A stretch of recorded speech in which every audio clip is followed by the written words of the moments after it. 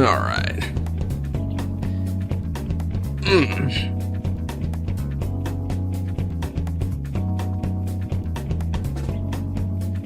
Let's go ahead and get some viewers coming in here real quick.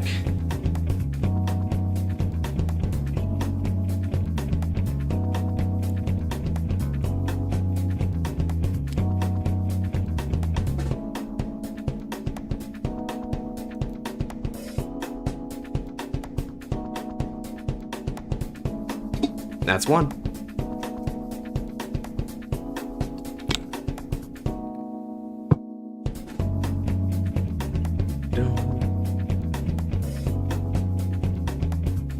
Oh, Pokemon Rocks, how are we doing?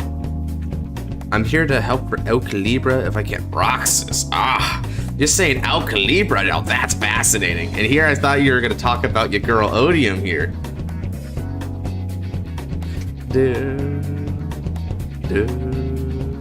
Botrex has joined the chat, always too late. How are we doing today, y'all? Eclipse, nice to see you here. Nice to have you.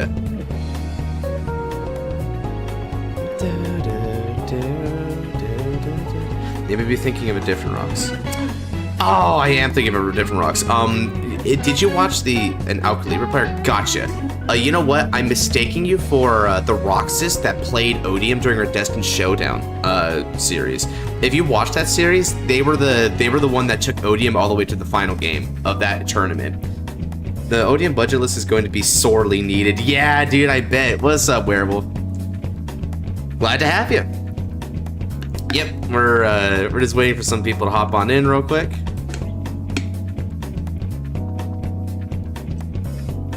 Because I'm the El Calibra and the make Kyoma's wiki page. Oh shoot, you made surprise stream? Yep, it's a surprise stream today.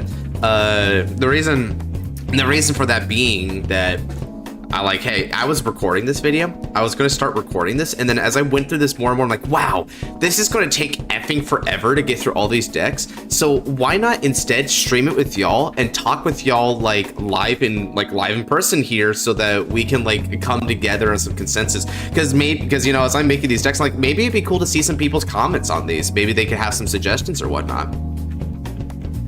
So you know, why not? And also, it just seems like a good excuse to get in touch with y'all, with the holiday season being what it is, right? I like talking with people. Will it be just about the decks? Relatively speaking. Maybe something will pop up and my schedule will open up, but I'm gonna try and keep it about the decks for now, and then maybe we'll have some fights after the fact. Who knows? All right, let's go ahead and let some people come on in here.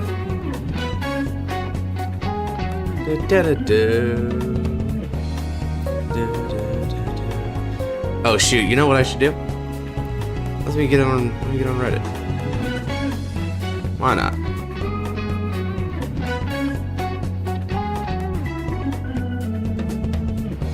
Reddit here.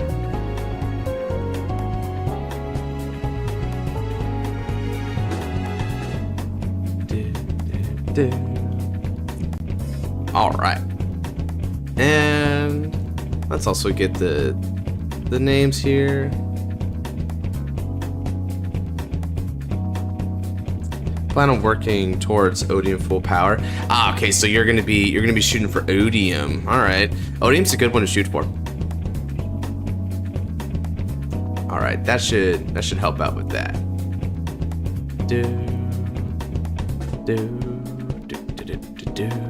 All right, I think we got enough people matriculating in here. Let me go ahead and pop out chat and see if we can't get started with this.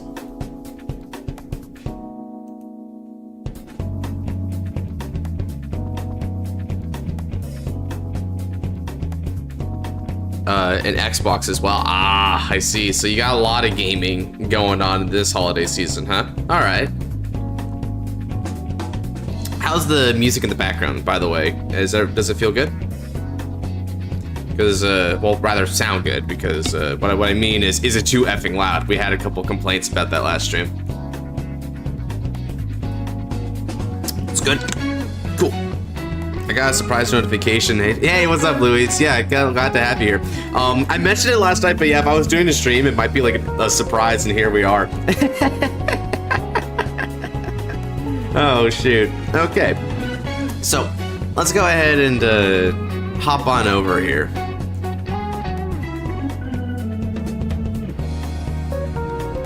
Okay, let's get visual view up, and then I'm going to do the thing.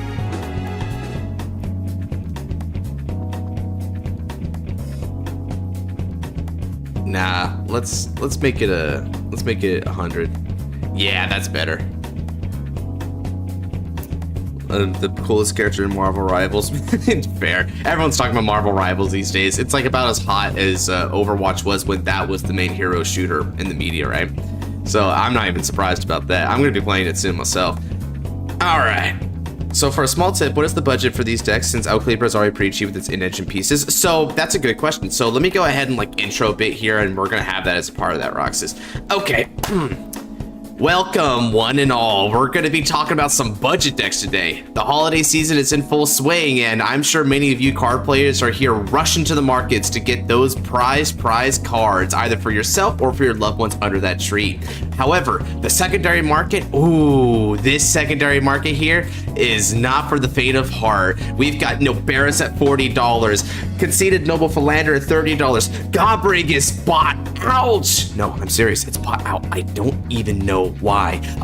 So we're gonna be going ahead and navigating through the secondary market insanity in this live stream here, going over the budget decks that me and the boys have concocted for all of y'all so that you guys have a fighting chance in this year's holiday season. Now, notes for these budget decks. A, they're gonna be catered towards set 5 in the English format. So, since set 5 has only dropped a couple weeks ago, we're only gonna be talking about cards that were released in that set or prior, and thus readily accessible to the English global base. So no set 6 onward kind of stuff. Furthermore, we're going to be talking about 2 different price ranges here. For a lot of these decks, they're going to be at a price range of about $100, give or take, right? That's the majority. But for a few of the notable meta-dominant decks, they're going to be raised to $150 because their price range is just a little unfeasible under the 100. So that would be Odium, Overdress, Rezial, those kind of decks. They're going to be a bit more expensive compared to the rest because just the base value of even just their ride targets, right, are going to be of a higher chord than the others. So because of that, we're going to be working with those 2 price ranges for these budget decks. Furthermore, these changes are going to be obviously susceptible to change depending on how the market develops and depending on your specific budgeting needs. So if you need even cheaper options or perhaps more expensive options, I may or may not have something on the sideboard here to talk about that y'all could bring into bear. So for instance here, with this Vanguard deck that we're going to be starting with, we already have sideboard options for Twin Pulsive, which is an $8 card apiece, and Roxay here, which Roxay is like in the double digits, my guy, like about $20 if I recall correctly. So if you're willing to splurge a little bit more for Varga in this holiday season, we have options there for you. So with all the intro out of the way, let's go ahead and get started with these budget decks. I hope y'all enjoy. And of course, we have Chad over here to comment on it as I go over these different decks. So said suggestions, comments, funny jokes, talks about Marvel Rivals, well, heck, it's all here. How much is Static Crack right now? Static Crack? Shoot, let's talk about Static Crack. Let's see, so Static Crack. I think that's how you spell it, right? Static. Ooh, what am I missing?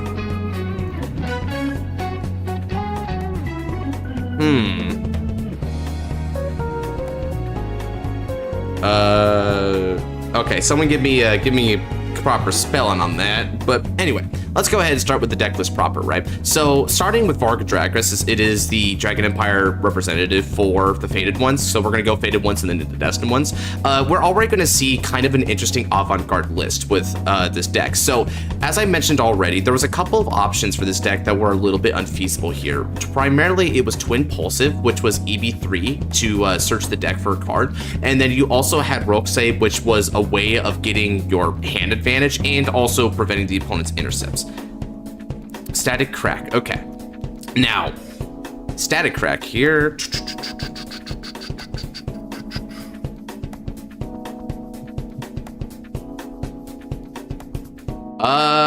Yeah, that's not popping up on the secondary market. Anyway, so we're going to be running a bit more of an avant-garde list that focuses on these pretty high octane grade 2 options, and also the grade 2 set order package with Bertrand and Duststorm Killing Field. Now, as you'll see with the ride line here, we can already see some immediate support in this more grade 2 centric strategy. We of course run the grade 1 Rising Star Virgilla because that will allow you the ability to ride for free effectively just by soul blasting one, which is good because we have a lot of very high value pieces of Vargadragras. But we took it a step further here by running Shooting Star Virgilla. Now, Shooting Star Virgilla has the effect that when you ride over it, you can look at the top 7 cards of the deck and add a grade 2 from among them, specifically a grade 2 card from among them to the hand. This is nice because look at all these targets we have here. Of course, we have 4 copies of Shura going for us, but Shura is basically a godsend in this deck. Not only does it get you the EV2 for power and recurring a card back to the hand, but it's also your main multi-attack enabler, right? Aside from Vargadragras themselves. So as an aggro deck, you definitely need something like Shura in order to push for victory. But we have some interesting cards here as well. Heat Stamping Dragon is a card that when your Vanguard attacks, if your opponent has 2 or less rear guards, which is really easy in Vargadragras, you can put into the soul to give one of your Vanguards plus 10,000 power until end of turn. Now, this card is very much overlooked, but it's very powerful. See, this does so many things for your deck. Not only is it a card that can effectively sidestep the dual sword technique of Vargadragras because you can put it into soul before Varga even does its attack thing, but you can also use it as a way of double, if not triple dipping that plus 10k because Vargadragras restands and attacks again, maybe even twice. So one Heat Stamping could be an upward of 30,000 power just for the low price of putting it into the soul, which is also a benefit because it fills up for your soul play. Heat Stamping is also good because since Heat Stamping is a grade 2 that doesn't have any grade restrictions on it, you can use it in the early game. So let's say for instance that you were to call out like a full board here because you could definitely rush with this build. You could call out like say Shura, Heat Stamping, Bertrand can get you the Duststorm Killing Field, so this will be your attack pattern. You swing with Heat Stamping first for 10, let's say they hit a defensive. You swing with your Vanguard, you move Heat Stamping to the soul because it's very unlikely to have a full board against you immediately. You give your Vanguard plus 10,000 power, that's 20, so it hits a magic number, they won't be able to deny it with just the defensive. Then, whether or not you get a trigger, if you have a column of 2 grade 2s, which you can boost with thanks to Duststorm Killing Field, that's another 20, which also gets over the defensive and hits the magic number, 30 if you hit the trigger. So your early game is super sublime, and then on the following turns, you also have access to just doing your regular Varga plays. This will still help out just as well. Furthermore, you have other good targets for this Duststorm Killing Field. One of them is Eidolon.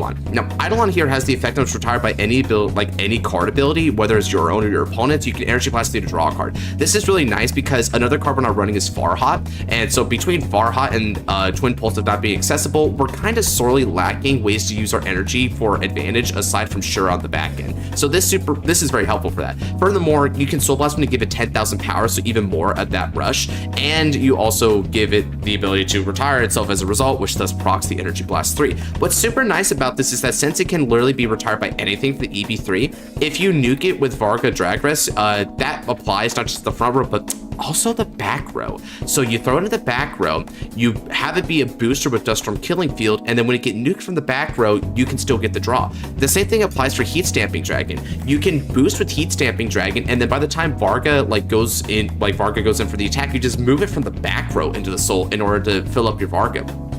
That's really nifty. So there's a lot of really nice versatility and power going in this deck with these options that honestly are almost as good as the core package 8th anyway. The only thing you're missing out with this deck is that you can no longer deny people's intercepts because we can't afford Roxay, so that's really unfortunate. We're also running Tribash here because Tribash goes into the soul to give a critical to your Vanguard, so it helps keep the critical pressure even in the early game when you're first doing Vargadragras, and it's another booster because Duststorm Killing Field can make your grade 3s boosters as well, so 10k boosted by 13k is a magic number as well. Obduracy is here because Obduracy is just a pretty good thing to have, like even if it's just 1 copy, you never know when you'll really need that card as a good front row beater, right? Yeah, Tribash Gaming, bro, for real, for real. Okay, let me try Static Crack one more time. There we go, this is Static Crack. So yeah, a regular Static Crack Dragon is going to go for 165. Now, Static Crack Dragon does have the ability to be kind of a nice booster here, but the thing that I don't like about Static Crack Dragon is that when you nuke it, because the back row nuking of Varga Dragras applies to both sides, it's not going to be there anymore. So it's not really quite as nice as, say, Storm Slasher Dragon, which we have here 3 copies. Storm Slasher is super cheap, fellas. I'm telling you, very cheap, right? Oh, I'm glad Scarlight likes the list too, being one of the premier Varga players we have in our community here, as far as I can tell, right? So, although there's a lot of Varga players, so that may be a little bit too high regard, but yeah, this Storm Slasher here is very, very nice. It's a 13k attacker, booster, comes back, and for the Soul Blast, you can boost with it multiple times. I mean, heck, the only thing you can't do is multi-attack with it because it has to call itself to a back row rear circle. So it's still super versatile and strong. Summon Flare Dragon is a few Levy chess players. So yeah, you're a big Levy guy. I hope you're ready for the Levy list we got going on here. So Flare, now we have Summon Flare Dragon. Summon Flare Dragon is not all that like expensive. Like here, let me go ahead and pull it up for you guys here. Summon Flare Dragon. Summon Flare Dragon is only going to run you $2 a pop.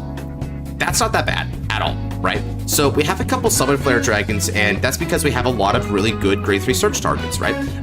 Rasetsu is really good search target so that you can guarantee your cross persona ride, but then you also have Tribash and Obduracy's other stuff. Obduracy Glaive, here, let me go ahead and pop that up for you. Obduracy Glaive is very, very, yeah, it's super surprising, Flare Blade, but the grade 3 searchers are actually relatively affordable. Obduracy Glaive is only cents.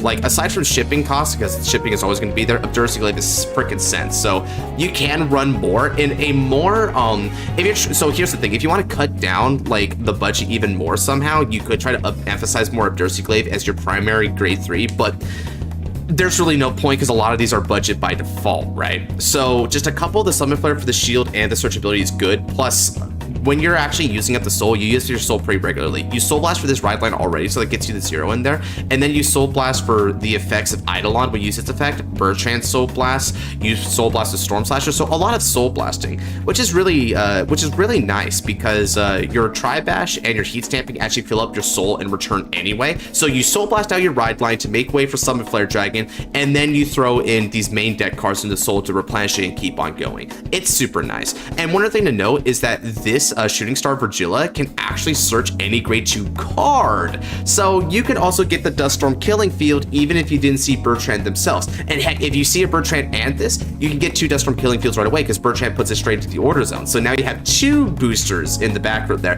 It's just super nifty. One thing we're also doing with this list is we're running just vanilla triggers because you don't really need the effect triggers. If you want to splurge for any effect trigger, maybe try to go for effect draws for Flare Veil, but Flare Veil is going to cut you about $4 to $5 a piece. So getting 3 of those should be somewhere in the ballpark of $12 to $15, which is kind of expensive, but it's just up to your guys' preference as far as budget goes. And by the way, if you have any, yeah, effect triggers are pretty pricey there, right? If you have any questions about like the price of a card, like just let me know and I can search it up here in the secondary market, like right here live on stream. Finally, for our over trigger, I decided to go with Bright Sky. Now, this is going to be a theme that you'll notice a lot of these budget lists is that Bright Sky is generally going to be the go-to OT. It's fairly inexpensive, so let's go ahead and look up Bright Sky real quick. Now, OTs are kind of variant when it comes to their prices, but Bright Sky here is only $4 a pop, right? Which is about as cheap as most OTs go. Like, I've only seen a couple of OTs go cheaper, well, aside from Awaria, of course, but most OTs are only going to start out like 3 to 4, and then they go up from there. So Bright Sky is very cheap. Yeah, what Scarlight says is very true. Idospharo is going to be your ideal because the critical pressure on Varka is insane. You personally cut a Tribash for an Obduracy Glaive. Yeah, I could see that as well. Like, you can also make the argument for that. The only reason I only do one Obduracy Glaive is because half of Obduracy Glaive's effect to boost for the back row is not that useful because you already have the Dust Storm Killing Field there and it'll get nuked in the back row. So if you want to run a second copy of those just to make sure you have that good rear guard pressure, you definitely can. I would say that's pretty interchangeable there. Now, having said that, right, Bright Sky is going to be our go-to OT for a lot of these decks because this card is one of the most good stuff OTs in any stage of the game. In the early game, it gets you a bunch of draws. Even if you check in turn 1, you can just draw 3 extra cards off of it, right? And what's happening? What did I miss? Nothing much. We're going over budget decks, and we're starting with the first one here, which is Varga Dragras, so you're just right on time, Genesis. That's pretty good. but even in the middle of the game, you can like wipe out their field. And this could be good, because let's say that you check it during your first Varga Drago's turn. This only wipes out the front row. So you wipe out the front row, and then when this gets checked, you wipe out their back row. They're not expecting the back row to get wiped out yet, so that's wild, right? But you also get at least one draw because you already took out the front row. So that's 2 draws there. And then if they have any open back row, that's 3 draws total. And then if they had no field other than the front row, it's 4 draws total. This is a really strong OT. This will become a little bit more valuable in other decks which don't already have field control, but even in field control, this is just a good card advantage card, right? Just to keep your plussing going, because we don't have certain plus cards like with this and this, right? So this helps fill up your hand. And that's going to do it for Varga Dragos. We got any questions about this one before we move on to Blame Mark? The reason why Tri-Bash is good because you don't hit a crit your first, they just no guard second Varga swing. Yep, it's for the crit pressure. Is exactly right. My boy here helped me build this too, right? So we sort of collabed on this like pretty big time. Hey Corvida, glad to see you here. All right, well, seems like there's no questions here, so let me go ahead and hop on over to the Blong de Maya list. So moving on to our Dark States representative, Blankmeyer is not as hard to build for, but we do have a couple of interesting build philosophies here with this one. So, of course, the ride line is going to be the normal ride line: cavity, hollow, vacant, the good stuff, right? Now, as for your main deck here, a lot of the usual suspects are here. So you got Persona Ride copies, you got Single Strike Colossus, 3 Zamooks instead of 4, because Zamook's a little bit pricey, and Vadrock is also slightly pricey, so we're only going to run 3 of that, but they're not too expensive. So we were able to still run them at 3 each, which is more than sufficient. But to make up for the loss in those like extra cards, we're going to run some Crimson Expellers. Now, Crimson Expeller is a really cheap way to accelerate directly towards your end game, which is the one shot with Blankmeyer. But Crimson Expeller is a CB card, so do be careful about the counterblast of this card when you're running this card. Also, the soul charge is mandatory when you swing with it, so keep that in mind as well. But you can actually use that to your advantage if you're comboing with Crimson with Invoke Alchemist, right? Because Invoke Alchemist will have you double dip that soul charge. But we're building up a lot of soul and binds in other ways. Single Strike Colossus gets you a bind face down, but we're also running this card that came out for Blankmeyer, which gives you the ability to Soul Blast 1 for 10k shield, and it goes bind face down. And what's interesting about that bind face down is that this effectively is then a free skill, because usually when you're using Blankmeyer, you're going to convert 4 cards in soul into 4 cards in bind. So this is converting 1 card in soul for another card in bind face down, which is the way you want it. So it's another way of accelerating towards your gimmick. One other thing to note about this list here, which is pretty interesting, right? Let's go ahead and go for live chat here, just to make sure everyone gets to talk, is this. This is Haunted Ball. Now, if you notice, we're not running Titscar, which is the Dark States Energy Cycler, and we're only running 3 Zamook. So that's some energy blasting that we have room to work with here. And I used it for Haunted Ball. Now, this gives you the effect. You have 2 cards in the drop and put them into the soul, and that means that you can get 2 cards back in case you run into some late game soul issues of Blankmeyer, which sometimes happen. But then after you do that, it checks to see if your Vanguard has like 10 or more soul, and then it gives you 10,000 power if you do. So another way in order to hit for that one shot with Blankmeyer, right?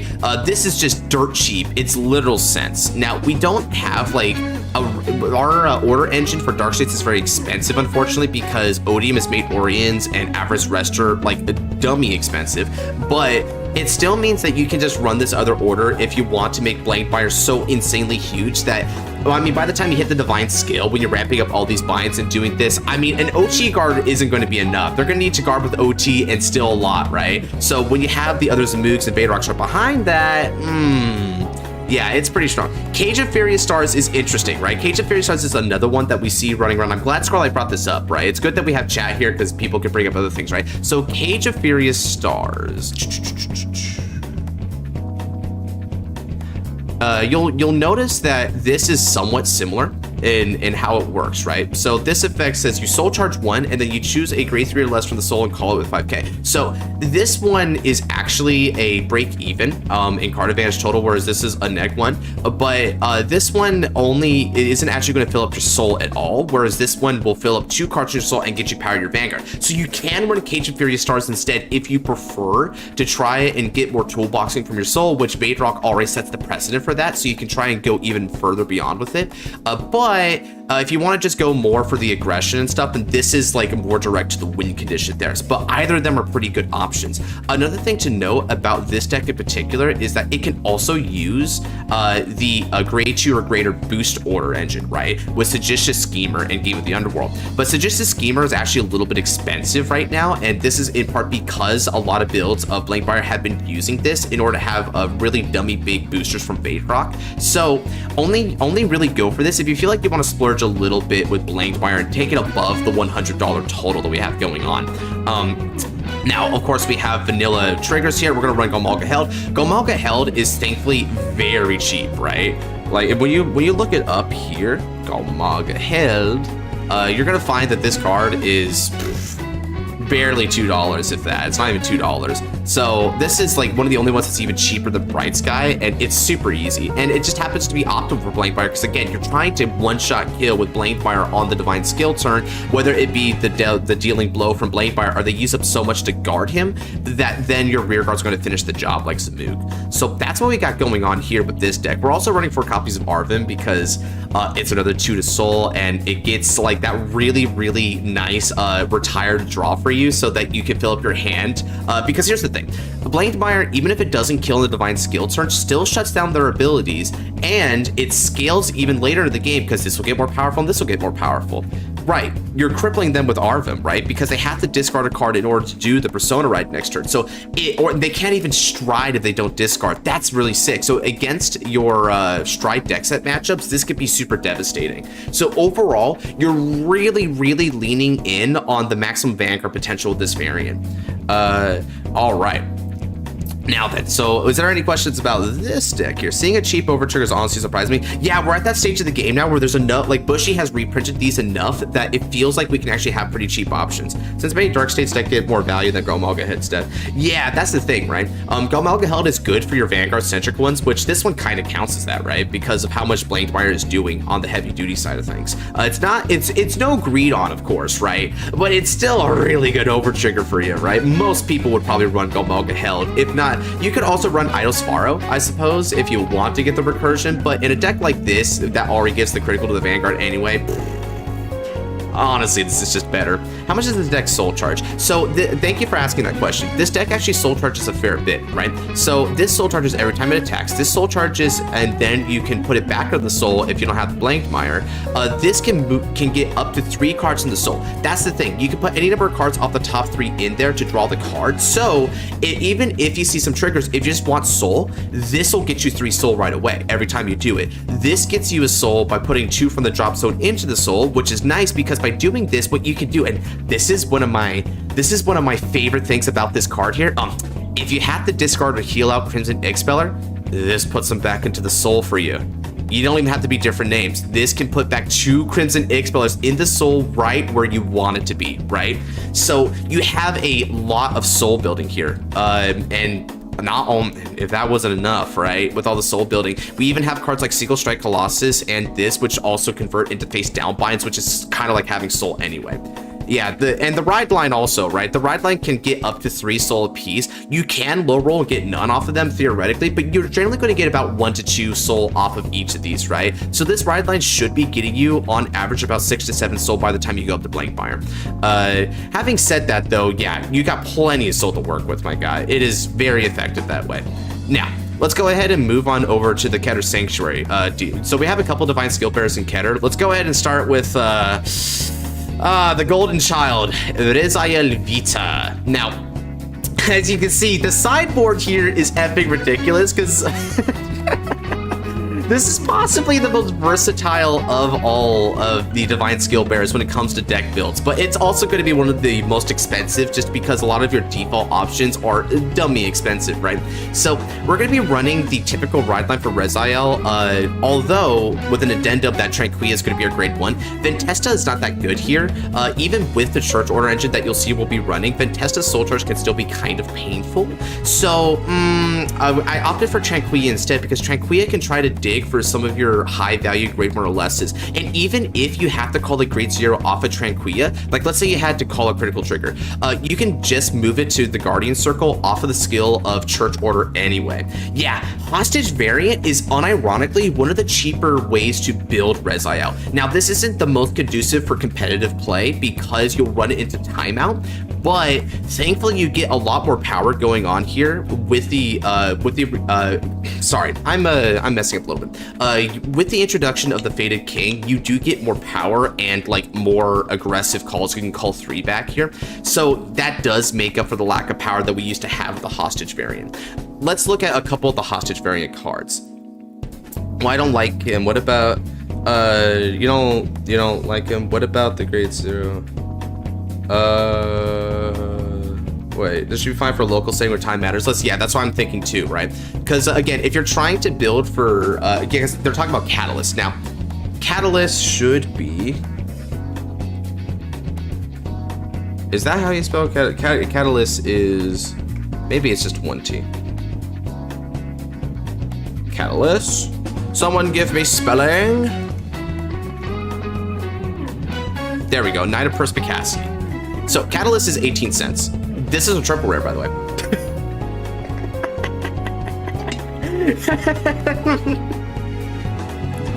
It's 18 cents. So yeah, if you want Catalyst, you can go for it.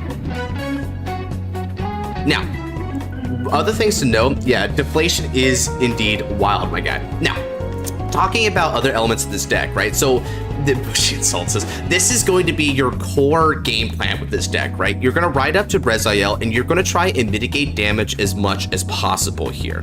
Yeah, it is triple rare Corvidus. I was talking about that too. It's so surprising. It's 18 freaking cents. Those grade 3 searchers off top 7 for only being a couple bucks are also triple rares, by the way.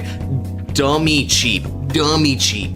Now, your basic game plan is going to revolve around recalling Liel Amorta and for the defense side of things, and Gigantic Master for the offense side of things. Because we have all these different grade 3s to search out, including the Fated King for your turn 4 ride, we are running a couple of Kleeglo in order to get your grade 3 searches off the top 7. Yeah, those grade 3 searchers are incredibly cheap, I must say.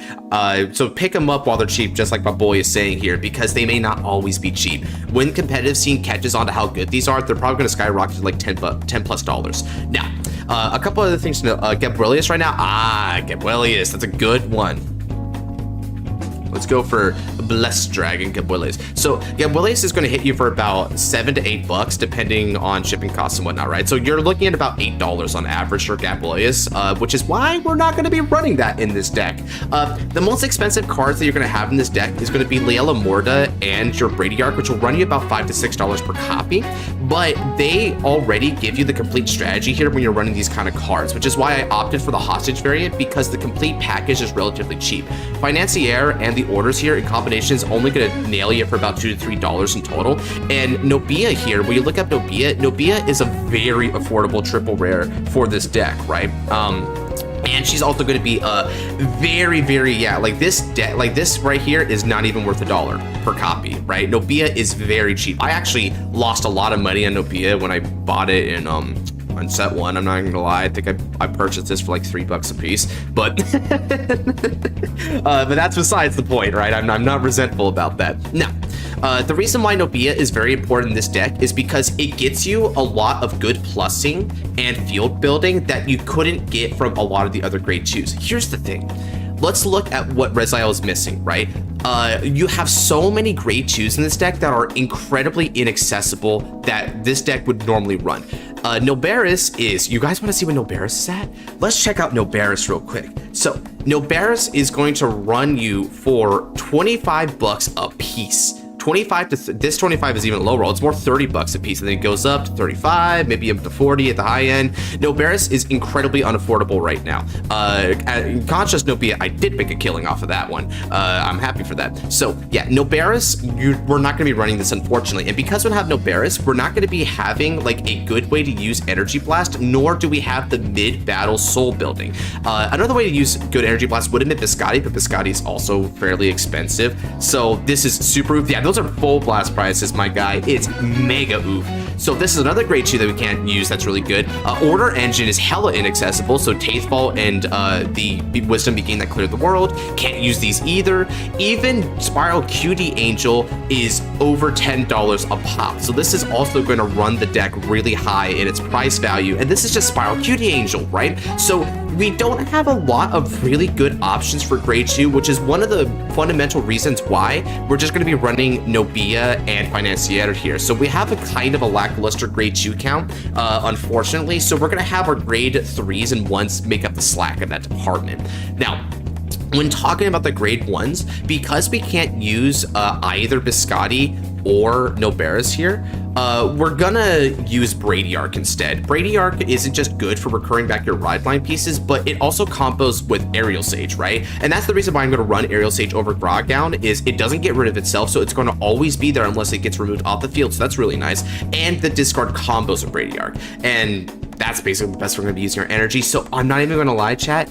Just remember, right. You can't search for Reziels because Vita counts as that, which is one of the reasons why we're going to be running the regular Fated One of Miracles in the ride deck, because that still lets you search for Vita in time for the turn 4 off Cleakwell if you want to do it. But even if you have that, one of your best search targets is going to be Leila Morta, because when you search Leila Morta off Cleakwell, you basically search to PG.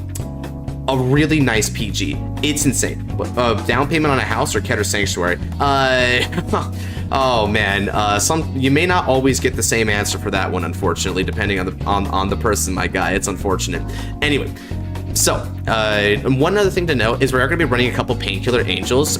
We are just going to be Soul Blasting a fair bit, because you Soul Blast for this, you Soul Blast for Financier, you may dig up some Soul with Creekwell. So we are going to be running Painkillers as well, which deals with the Soul. You may call off the Soul from Tranquilla if you don't see anything off the top 5. So Soul is a little bit expensive because we don't have Noberis giving us Soul anymore. And even if you were to run some of the other cards, like Taki, you could even Soul Blast for Nobia, right?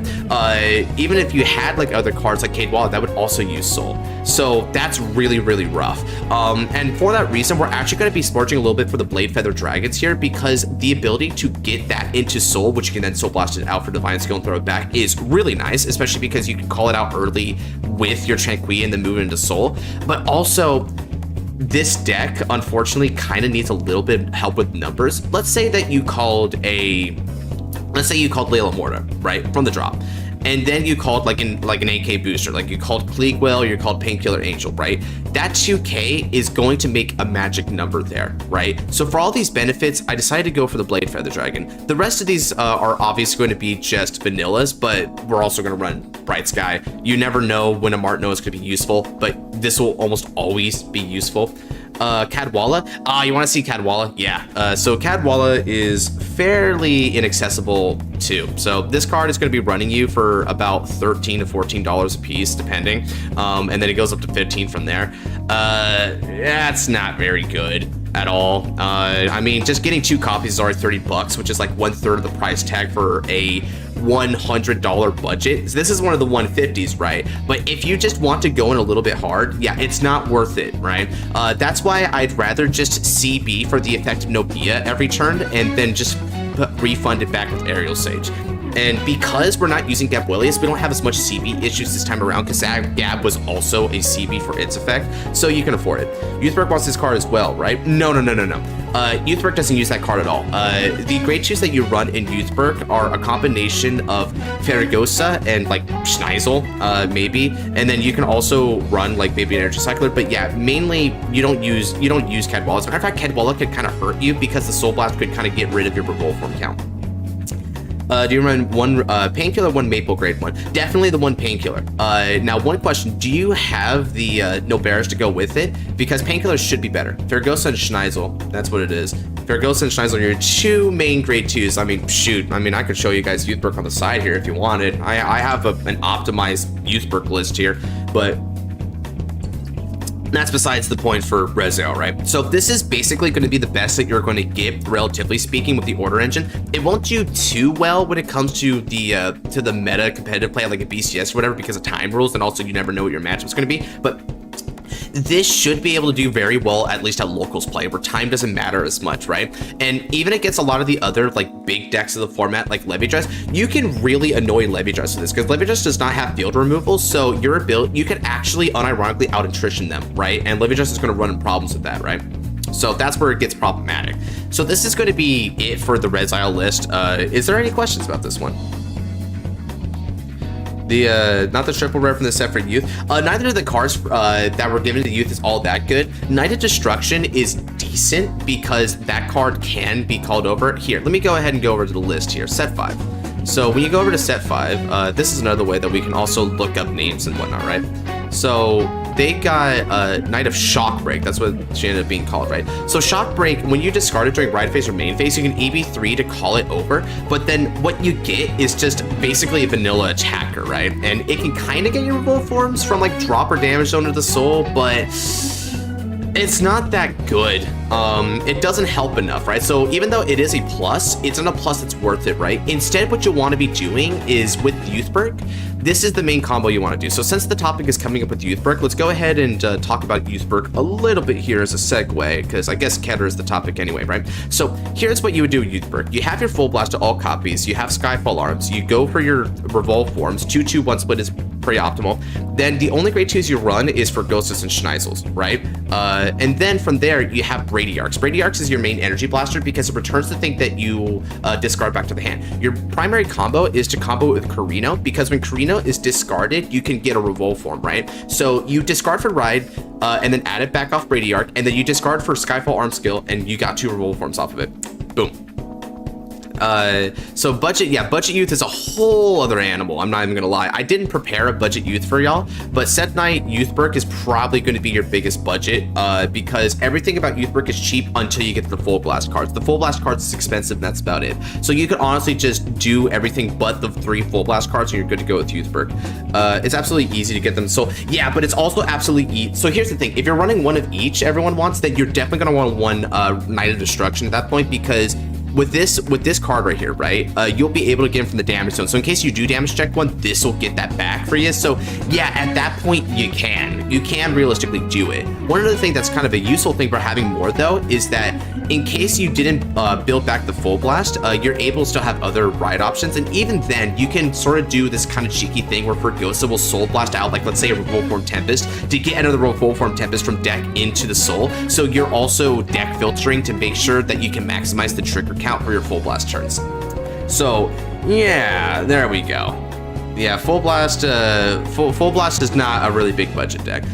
All right, so the other Keter Divine Skill Bearer we have for the Fated Ones is Liella Morta. Now, Liella Morta is already part of our Rezial list, but as her own deck, she's pretty easy to go with, right? So popping up the visual view here, you can see that you have a lot of the usual suspects and also a lot of the set 5 support cards. They're all here. So we already have the max copies of Liella Morta, and we're actually springing for a Gradius Gradle. Now, the reason why we want to spring for Gradius Gradle is that we actually do have the price budget for it, because Liella Morta is fairly inexpensive as long as you're not running a lot of the expensive cards that go with it in Keter Sanctuary, right? So no Sarah Gowns, no Order Engine, stuff like that. We're just going to run the cheap basic stuff. This allows us to be able to get Gradius.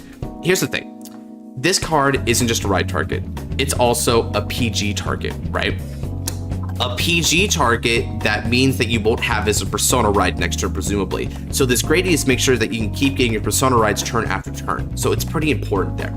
As for the main deck, right, we have the usual stuff like Idadis and Salvar for being beaters, and Idadis gets you more plussing, this booster gets you more power, and can return cards to the bottom of your deck. That's really nice. Gragown is your counter charge, right? Now, as for the new things, right, Sequencing Wizard gets you more field building because you're a very Peace Reliant deck and you don't really come back from a field nuke all that easily, so you kind of need the Sequencing Wizard to help out in that regard. You also have this new grade 2, right? Now with their effect, you can Energy Blast 3 and bind it to draw a card when your Liel is placed. This is pretty nifty, right? Because as I keep on saying for these Keter decks, you don't have Biscotti. It's too expensive. So this is a better way to utilize your energy. You could also try to splurge for Bradyark if you want, but unlike Aerial Sage for Reziel, we don't have good ways to use Bradyark in this deck, unfortunately, aside from just riding and ride line. So in the later game, it's kind of a dead card, unfortunately. So that's why we're going to be opting for this instead. Plus, because this is accelerating your binds, it's a lot more consistent to be able to get Liela Morta's PG skill, because prior to this card, if you weren't running Church Order, you had to wait until turn 4 to have that PG skill online. So this makes it to where you don't have to wait. So that's really nifty. Ishtir is also here. Now, Ishtir has the ability to stand up when you bind something in front of her, which means that you can boost twice over with Ishtir for absolutely free. Like, there's no cost to it. You don't have to get rid of it end of turn or whatever. It's just a free restand as a booster. Ooh, Sajas? Oh, yeah, Sajas. Well, see, the thing about it is that the Festival Collection Grade 3s are, they're not good. Yeah, $16. 16 going up to 17, so Sajas is kind of rising these days, unfortunately. It's crazy, yo. Yeah, this right here is a dummy expensive card, so we're not going to be running Sajas in this deck. Our main beater target is going to be Salvar Dragon along with Ididus. Those are our main targets. You may do Sequencing Wizard, although, I mean, you probably don't want to do that, unfortunately. So yeah, these are going to be our main targets for better or for worse. Gabuelius, if you want to splurge on Gabuelius a bit, you can opt for Gabuelius, but do bear in mind that if you do go for Gabuelius, you probably also want to get, like, maxed out copies of Gragound in order to make sure that you can pay for that, because this is a very CB intensive play right here when you're doing this, so do be wary of that. Of course, we're running original ride line, but that goes without saying. As for some of the sideboard options, I want to talk about this a little bit, right? What do you think the grade 2 energy cycle cards will be printed in set 6? Oh crap. I heard a lot of stuff was getting reprinted in set 7. I don't think they're getting reprinted in set 6. I think it's set 7, though. They might be getting reprinted, so more on that later, right? It is possible, because they're also reprinting Night and Dark OT. I mean, not Night and Dark, Light and Dark OT, which isn't really all that necessary for this OT, I'm not gonna lie, but it's pretty necessary for Dark OT. So yeah, set 7 is probably going to be where we get that, right? Yeah, Scarlet has a point. Set 6 is already done and dusted, so I think we would have heard that by now if it was there. So that's one option. Of course, you could splurge for Saragons, but Saragon, I mean, I haven't looked it up yet for y'all, but I mean, I can already tell y'all that this is fairly dumb, because it's, here's the thing, it's only rose in price. Saragon for the longest time only was about like 20-ish bucks, maybe a little bit above that, but it's actually rose in price over time, and it's become a $35 to almost $40 card. So it's going to be the most expensive card in Counter Sanctuary just about, right? That's unfortunate. Dog is just too good, right? Dog is only going to drop when it gets hit with Reziel, which Bushy has refused to do that yet, but they've at least acknowledged that Dog is an unfair combination with Reziel, so it might come one day. And because of that, y'all, what I would recommend is, when that day does come, rev up on your Painkiller Angels. This is only a couple bucks a piece right now, but let me just say, it's going to get pricier when Dog goes down, because Nil Pill combo is going to become the way of that card, right? So be mindful for that. You have a couple other cards here. Caber is another way to build up your board. This will get you back Soul, and you can high roll a board if you want, but it's mostly useful if you were running Saragon, because Saragon gets rid of itself to the drop zone. Pasado is another way to get countercharge to Soul Charge. This can get you draw and countercharge. So these are like pretty good resource cards and a finisher here, but overall, this is probably going to be the best bang for your buck. It's just going with the way that Liel was intended to be built from the set 5. We're going to be running normal draw triggers because you want to see your pieces more than anything, especially if you're trying to come back from a beatdown or a board wipe. And of course, we're running Light OT. Light OT in a counter deck is super funny as well, because you don't really have field control. So just throwing down a field nuke out of effing nowhere is really good. I mean, here's the thing. You're playing Liela Morta. Your opponent is going to commit board against you and try to beat you down really fast and really aggressively, right? So let's say you're playing against Blankmire, and you know, the Blankmire board, they have the nuts, they have like double the move, they've got a Vade Rock boosting in the back row, they got Evoke Alchemist, all that stuff, right? Just hit the Bright Sky and wipe out their field, and now they're the ones struggling to recover from it, right? So this is really brilliant OT in something like a Keter deck. Now, moving on over to our, where are you? There you are. This is Zorga Nadir. Now, Zorga Nadir is going to be kind of a funny one because Zorga Nadir has a couple of really expensive cards, but you can really Just don't use it in Nadir. Yeah, Nadir is an unfortunate one to field dig because it just doesn't effing matter, right? And we're definitely not using that OT in Nadir either because Bless Favor, if you guys look at Bless Favor, really cheap. So let's go for Bless Favor. This is only going to be about $3 to $4, so it's about the same price range as what Light OT would have been, right? So, talking about Nadir a little bit. Nadir in a budget is about going to be about $100, right? And the best way to build the budget here, Nadir is very flexible with the budget because a lot of your core cards aren't all that expensive. Perhaps the most expensive cards that you can expect from Nadir is going to be Shadow Cloak and Roaming Prison Dragon. So when you look up Shadow Cloak, here you go. Shadow Cloak is going to be running you about $3 to $4 a pop. So depending on how much you run, I'm going to run the play set, but you can only run 3 if you want. This is going to be about $16 right here. And then also what you're going to do is you're going to want some Roaming Prison Dragon. So Roaming Prison Dragon is going to be about, there you are. So Roaming Prison Dragon is going to be about the same, right? At about $4, $3.50. So these in combination are going to tally up to around 32 to 35 depending on tax and stuff.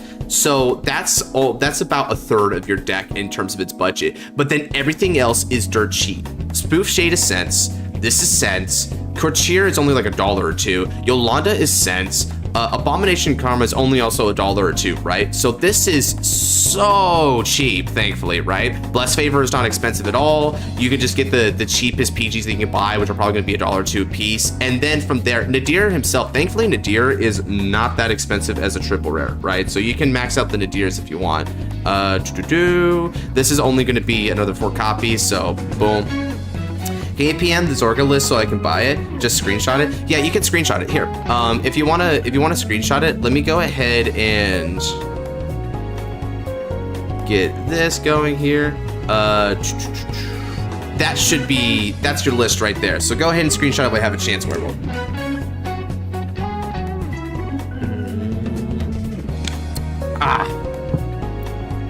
Now, where it gets interesting for this deck, right, is when we get over to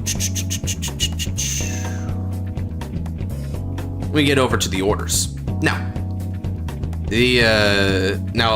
Find Sin, right?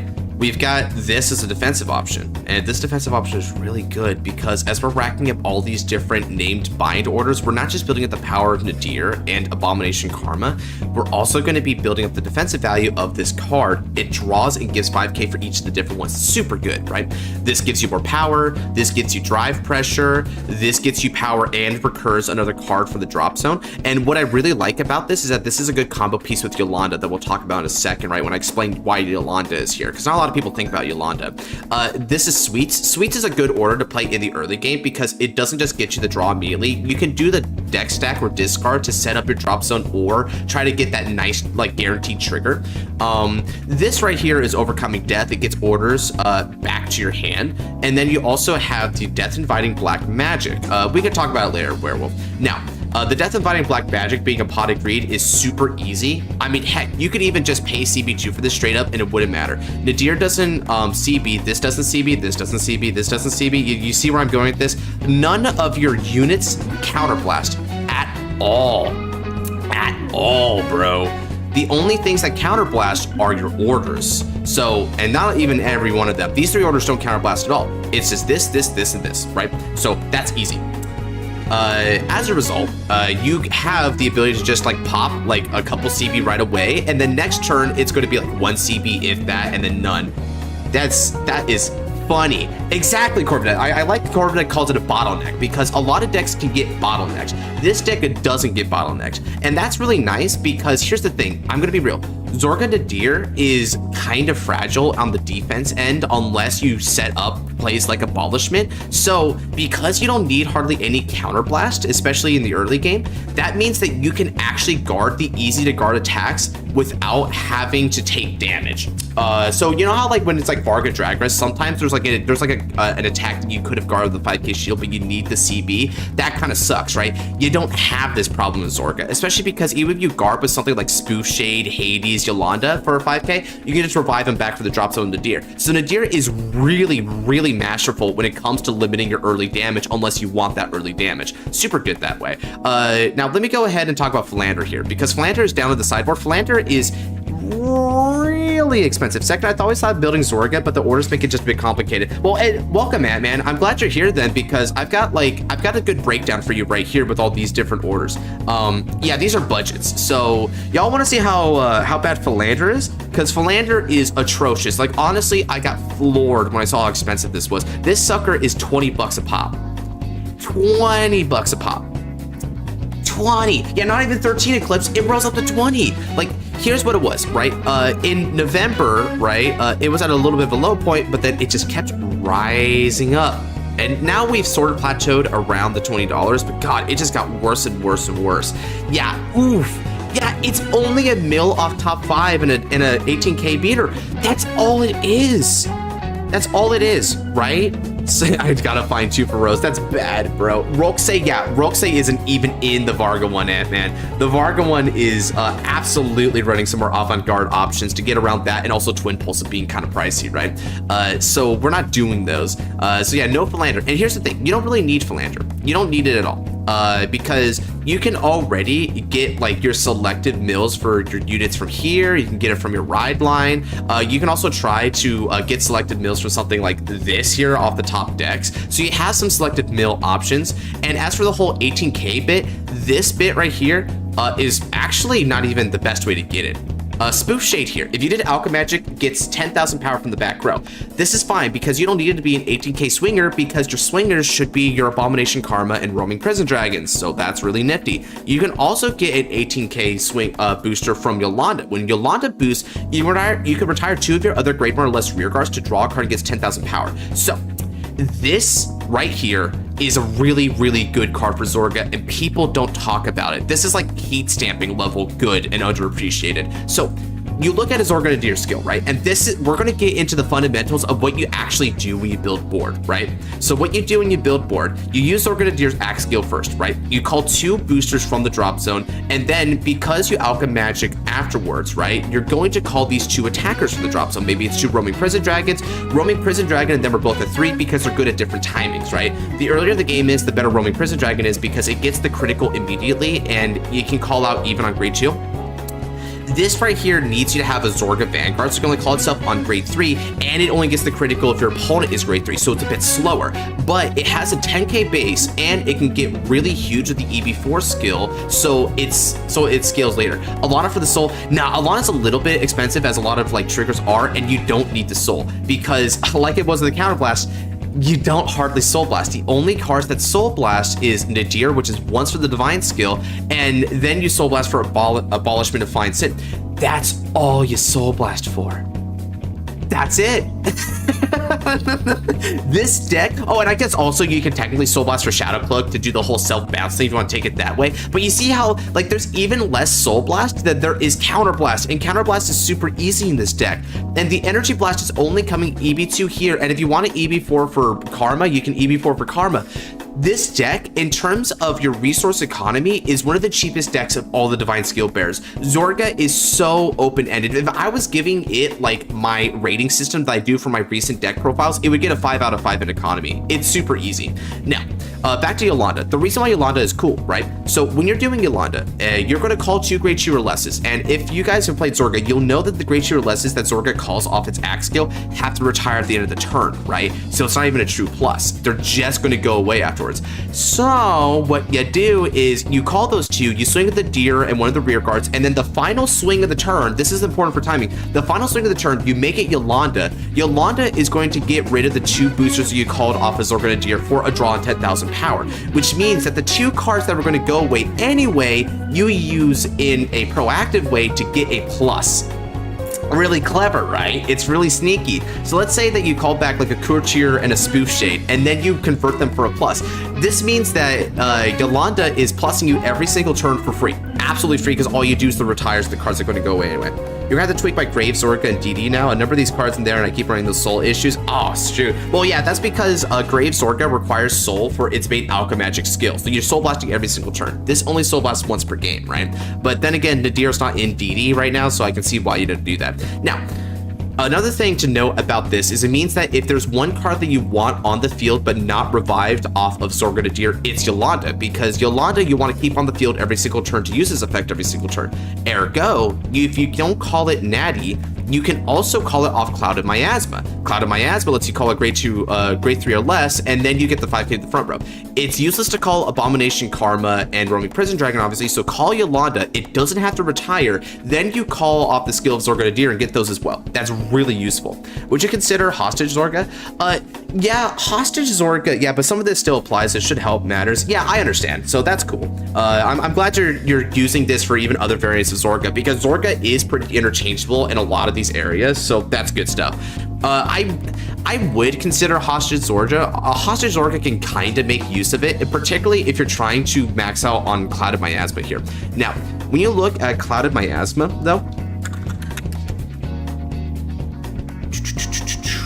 Clouded Miasma is pretty cheap, so you can run max copies of it if you want to go that way, and that's your main CP target, so you can go for it. And thankfully, it's very cheap to try and go for the Hostage variant. So let me go for Viol right here. Viol is only 74 cents, and then when you scroll down, it's only $1 per sweet shop, right? And so you will run like 2 to 3 sweet shop, and then you get like 3 Viol, and boom. That'll cost a Soul Blast, of course, but Soul is really easy in this deck, so boom, you can definitely do that. If you were to do the Hostage variant, I would recommend taking out a couple of these orders here to maximize more on the Clouded Miasma, and your main play should probably be a combination of Clouded Miasma and Obranda Corpses. Those two in combination should be able to get you a good intersection between offense and defense every single turn, pretty consistently. And then as far as your main deck is concerned, right, if you're trying to emphasize the Hostage variant and getting these out here, you'll probably want to cut into your counts on your Shadow Cloaks and Yolanda as a result in order to make room for it. Particularly Yolanda is not going to be that good for you anymore because of the Hostage variant, since unfortunately the grade 1 or lesses, you're going to want to guard with those now. So you can't retire them for Yolanda, or you defeat the point of your own Hostage variant. So Yolanda will probably go in instead.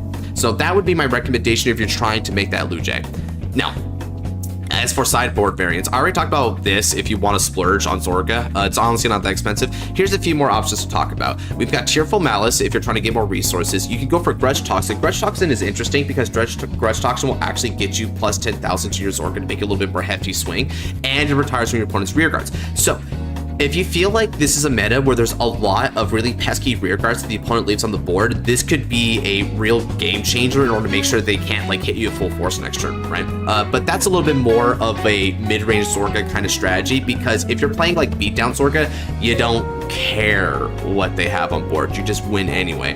Nectar Sensationalism is more of an attrition-based Zorga build because you can get more power and more critical there. This could be like potentially nifty, although the one thing about Nectar Sensationalism that I don't like is that it doesn't have the best synergy with your overall strategy. It's a little bit redundant, especially in the late game. Your opponent just can't take either of your crit attacks anyway.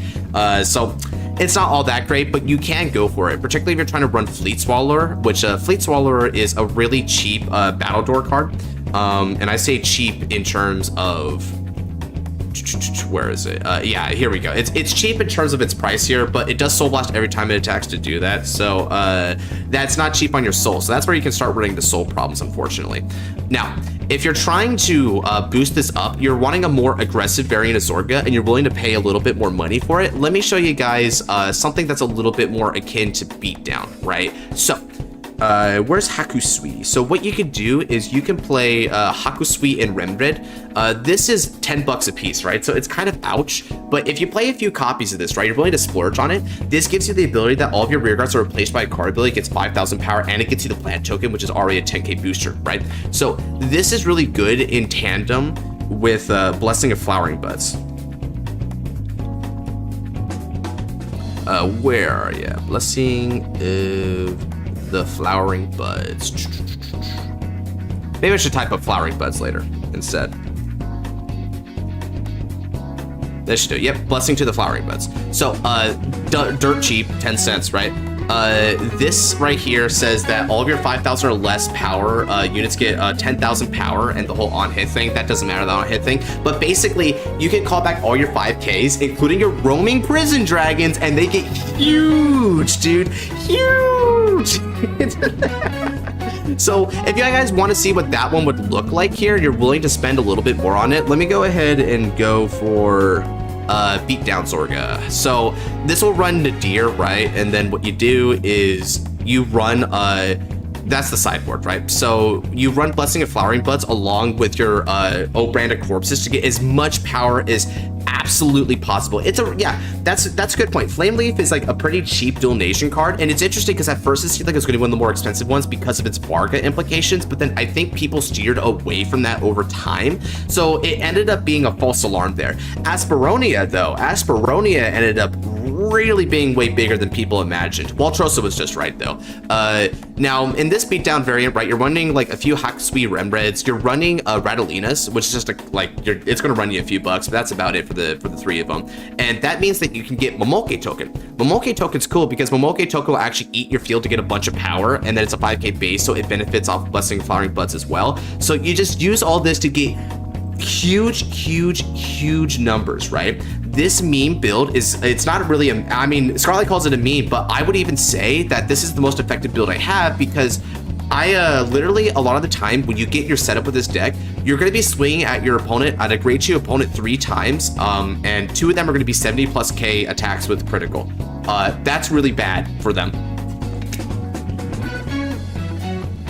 Yeah, if you want an alternative for the energy cycler here in the beatdown variant, then you can do one of two things for this guy, right? So let's say that you were wanting to get something relatively cheap, so you didn't want to go on Shadow Cloaks or something like that, or Remreds. You could try to get an extra copy of Ratalina going for you, and then from there, you can also go over to my other variant of Zorga, because this is where I have it.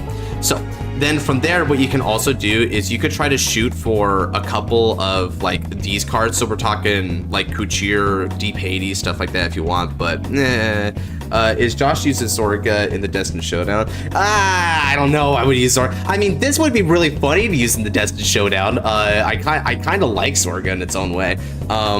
So that's one way you could do it. Another thing that you could do, Ant-Man, because you don't have soul issues, is if you want to do this, where's Margaret? You could try to do the $4 Margarets. These can Soul Blast and put on the bottom of the deck when you discard it, so it's an alternative for the discard. And then when you place them, you can prevent intercepts and paralyzing.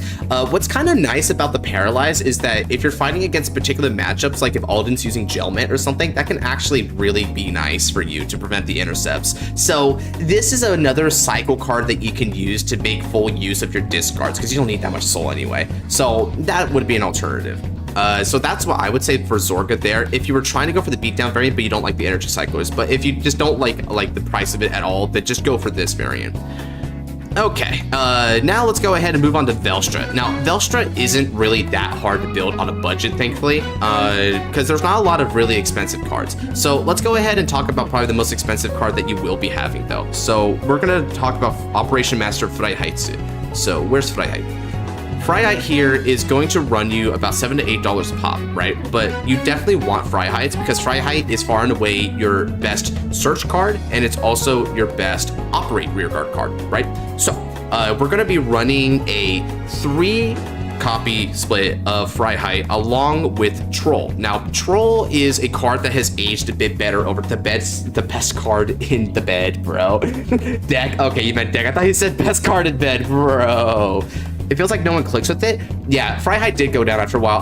I think it's because it's like not quite as strong as it used to be, but no, not a lot of people really like this because in a sea of Vanguard decks, Velstra plays more like a Yu-Gi-Oh deck. It's a high-octane combo deck that just like blows up on your opponent right away. Your best turn is your first turn with this deck. Well, not grade 1, I mean first grade 3 turn, right? You just blow up on them and you go from there, right? So You want 3 Fry High with 3 Troll. Now, Troll is a pretty easy card to make, thankfully, because as far as your triple rares are concerned, Troll has never been that bad, right? So you're down to less than $1 with her at this point, right? So even she went down after a little while, right? So very cheap there.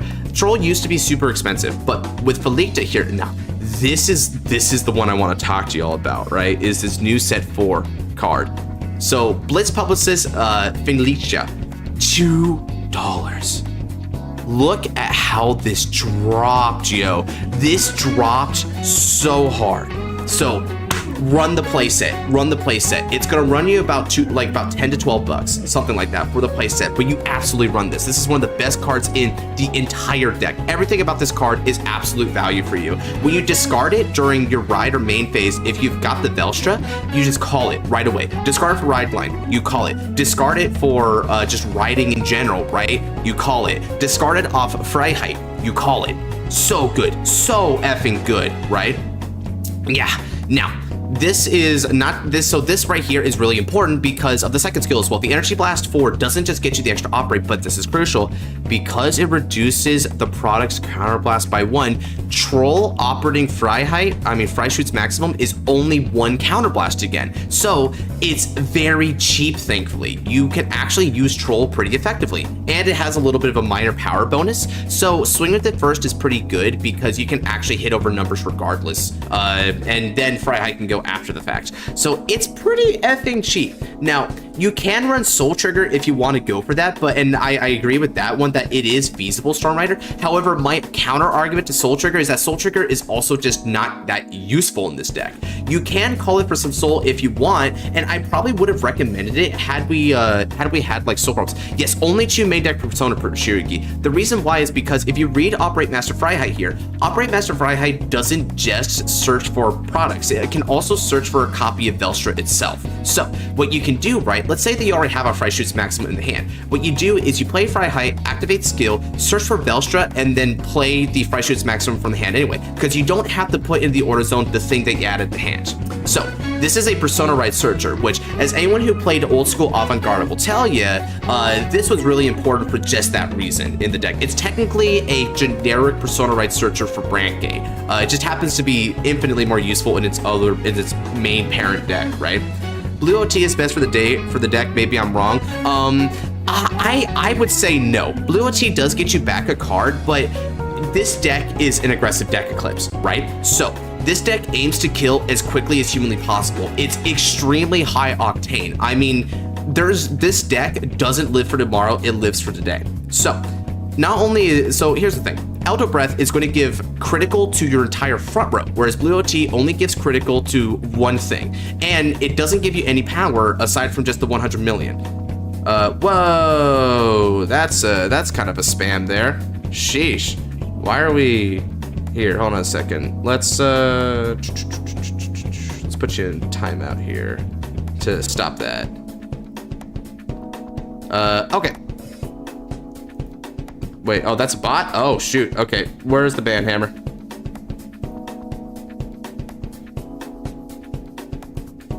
Okay, anyway, so enough of that, right? Back to this. So yeah, Elder Breath is just so far and away more conducive of your OTK game plan that you watch run Elder Breath. I mean, Elder Breath is the most powerful OT in this entire game. If every nation could run Elder Breath, they would run Elder Breath. They're like almost without a doubt. This OT is ridiculously overpowered. Like, it is the OT to end all OTs other than maybe Drag Venom. Like, that's it, dude. That's enough said about that. Now, a couple of other options we're running here to kind of fill out the more budget area is we're running Sortion. Now, Sortion has the ability that when you have a greater or greater product put in your order zone, you can put it in the soul and countercharge 1. So this is an alternative to Bulbamine, as y'all would imagine, because Bulbamine is expensive. It's 12 bucks a piece. We are not paying for Bulbamine. We have another Bulbamine of our own. And this one actually has some really convenient timings. So let's say that you're only at 1 counterblast with Velstra. What you can do, right, is you can counterblast 1, that 1 CP you have for Velstra's Divine Skill when Sortion's on the field. So you call Sortion, you counterblast for Divine Skill, you put a couple product cards into your order zone, then you operate.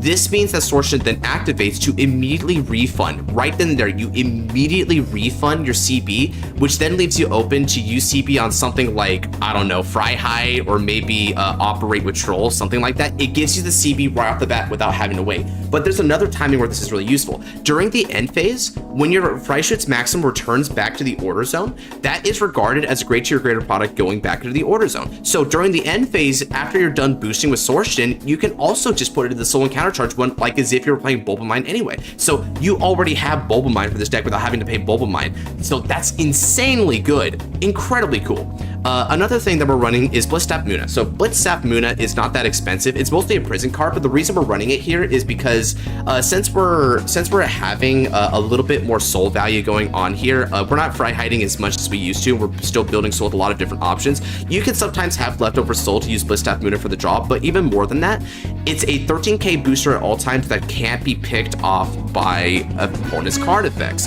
When you're playing Velstra, you can kind of sidestep a lot of field retire stuff because you can bounce back your front row. However, this same privilege is not afforded to your back row. So when your back row is getting field wiped and you're calling back, you may have some kind of weak initial swings for your rear guards. So what you do, right, is this Muna is going to be a 13k booster or attacker at all times, no matter what, unless they have Awakening Rift without choosing, right? So it adds a lot of stability to your board when you're making clapback turns. That's why we run it. We also run a couple of Synthetica. So checking out the price of Synthetica a little bit here, if I can spell it right, of course. Let's get Synthetica. Synthetica here is a little bit expensive at $3, but that's hardly anything in the grand scheme of Velstra. So we're gonna run the Godsman's first spot. Yeah, that is the first spot we just had. That's awesome, dude, in its own way. I think we grew up, bro. Anyway, so aside from the bot being a milestone for me in a way, and I guess a morbid sort of way, right? Synthetica here is pretty cheap, just $6, just a $6 investment in order to have not only a 20k shield unit, but also a way to recur back your orders from drop. This could be super useful. Let's say that you had to damage check a Freischütz Maximum that you really needed and that you healed it out. You can bring it back. Let's say you had to discard for Ride from like a Udiante or Lubetzel. You can get that back too. One combo you can do with Synthetica is you can call it to the field, get back your order card, and then later on, we're using Freischütz Maximum. You can swing Synthetica and then bounce it back to your hand off Freischütz Maximum. Remember, your opponent's power is pretty low, so you should be able to hit with Synthetica. And then, because you bounce it back to the hand, you can use its Guardian skill on the opponent's next turn. That's how you can double dip the value of that card, baby. So yeah, and then from there, right, the only sideboard card I really want to talk about here is Virginia. Now, I don't personally like Virginia very much. I'm not even going to cap with y'all, but it is another way to operate. It has the on-place operate during the main phase, which some people like because it can get you your field setup off Lubetzel if you're trying to be a little bit more attrition based, but you shouldn't do that with Velstra. Velstra is very much identifiably an aggro deck. So try not to extend the game if you can help it. The only reason this is good is because it can get you your key aggro pieces like Freiheit and whatnot. Also, you can Soul Blast 2 to draw a card, but you probably shouldn't be using that effect, especially with Blitzstaff Muna here. So that draw is just a Soul Blast 1 for draw. I think that's just overall better than Virginia. And another thing, let's be real. The reason why Virginia is not here as well is because Virginia, ironically, is not like all that cheap. It's actually $4 a pop and then some. So it's, when you're running Virginia, sure, Freiheit is more expensive, of course, but shoot, it's not worth it. Baldurade is the final big one to talk about. Oh, okay, you actually just talked about it too. How about that? So let's talk about Baldurade. Baldurade is probably the one staple here that it kind of sucks to not have. So you see how this sucker is almost $30? That's really bad. So Baldurade has the ability that when it boosts, you get 5k power in the boost if you have 2 or more set orders in your order zone, right? But that's not the main part. The main part is that it puts itself into the soul, so it fills up your soul, and it can get you a great tier greater unit or a set order from among them. This is a way to dig for your key set orders, and more importantly, it digs for your Freiheits. We don't have this dig card anymore though. So because we don't have the dig card, we're kind of SOL unless we can see it just naturally off drive checking. damage checking, drawing for turn, or you can see it off of the effect of your Lubetsol. So you might have to hinge a little bit more on Lubetsol than normal with it. You run 3 Persona Rights? Yeah, you certainly can run 3 Persona Rights if you like, right? But because of how like high power your Velstra is going to be, especially because you're reducing their power by a lot, you don't necessarily need that many. And we're trying to fit in a lot of good cards here, but if you feel like you have the space for it, you can maybe like cut down a Muna in order to make way for another Velstra if you want. That's totally fine. Most brand decks want this card. Yeah, most brand decks want this card. This card is one of the most powerful generics for brand, like in a long time. It probably will be for a long time. Going to be used in Gatekeeper of the Moon. Yeah, I mean, if Gatekeeper of the Moon uses set orders, it's going to use this card most likely. I mean, it would have to be kind of a wonky brand deck to not to want to use this, unless Gatekeeper of the Moon has so many consistency cards that Baldurid is rather redundant in the grand scheme of things. There's a couple of brand gates decks that are like that, to where Baldurid's just like kind of not even necessary at that point, but this certainly wasn't one of them for Velstra. You definitely used Baldur if you had the opportunity to, but we are not able to do that because we were playing budget. So that's going to be it. Any questions for the Velstra? Not as optimal deck for anime reasons, yeah.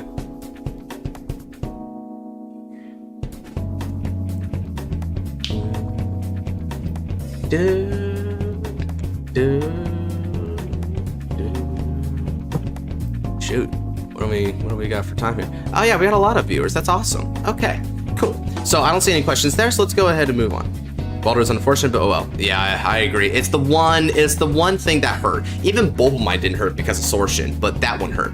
Okay, the final fate I want to talk about is Chris Ring. So Chris Ring here is going to be kind of a funky one to look at because as you look at the ratios here, yeah, we've got like a lot of like 1-2s, but don't be intimidated by that because I just sort of like piecemealed a lot of the names to get the different name things. This is kind of a pseudo Highlander deck, so we have like 4 different name critical triggers, 4 different name PGs. We're running generic runs, 3 different names, so just don't freak out about that too much, right? Now, here's the thing about this deck, right? The number 1 most expensive card in this deck is going to be Franchette. Let's look at Franchette. Franchette is a lot like Baldurid in that this was a generic card that was meant for kind of a particular deck, but it just ended up being really good for the entire nation. So Franchette is going to be running you about $20. About $20. Do you think Strafagale would be nationless? I would assume so. Maybe a new ride line and one that doesn't focus on ecliptic decimation. So yeah, $18 to $20 is what you're going to get per Franchette. So in order to stay in budget, we're only going to be running 2 of it in our main deck because it's so important of a card that I'm willing to bust like half the budget just to get a couple of these cards. This card, really important. So we're going to run it.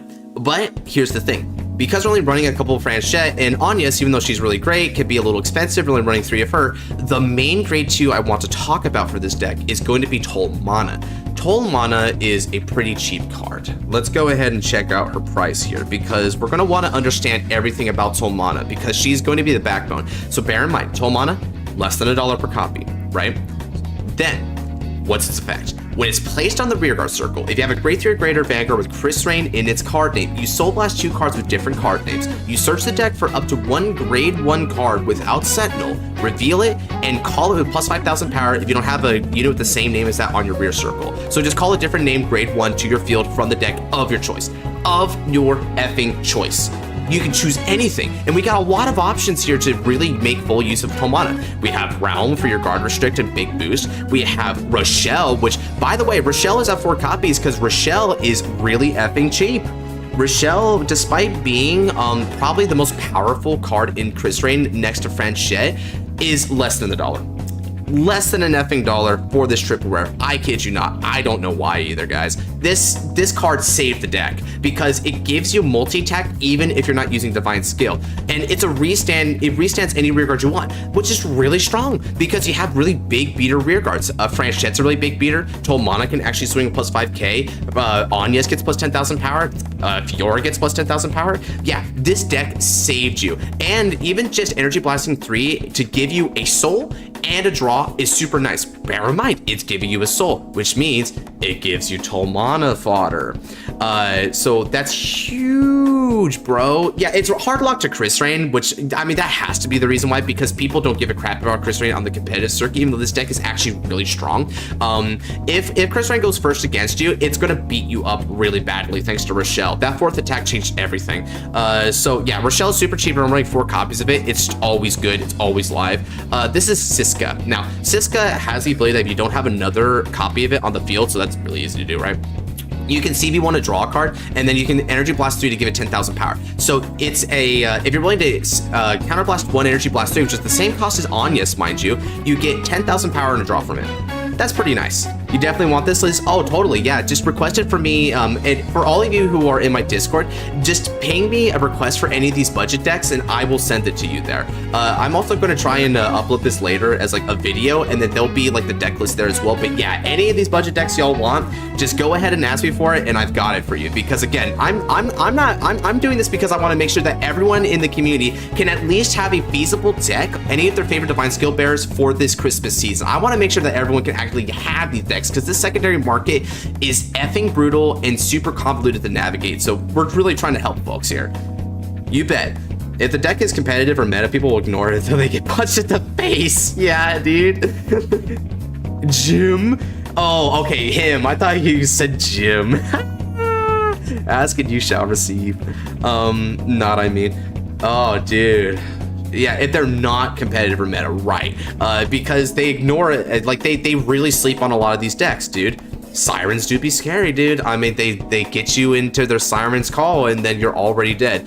So a couple of other great ones to talk about. Ovi here says that when it boosts a rear guard, you can Soul Charge 1 and get 5k. So this is really funny with Toll Mana. Soul Blast 2, call this, it gets 5k to it, and then it gets 5k on its own. So you Soul Blast 2 and then Soul Charge 1. So you basically Soul Blasted 1 for an 18k booster. From the deck to the field. Soul Blasted 1. That's it. That's all that costed. You have Reseus here. Now, Reseus, this may be a little bit alarming to some people, because for those of you who had like some cognition of the market trends prior, Reseus used to be really expensive, but now Reseus is no longer like bought out, so we're at only like $1 plus for it per copy. So we'll just pay a couple dollars, we're like $2.50 in order to get a couple of these Reseuses here. What Polyphonic will do, I imagine it's going to be a control deck. It just seems like a control deck because the Lake Joker aesthetic, and because there's not a lot of control lyrical anyway, so they could really expand on that. So this Reseus is really good for obvious reasons. I mean, you can get power to any unit, so it's kind of like a 13k booster vicariously, but giving it to your Chris Rain is kind of a double dip, because on Divine Skill turns, you can then give that 10k over by transitive property or whatever you call from hand. So, this is really good there too to call.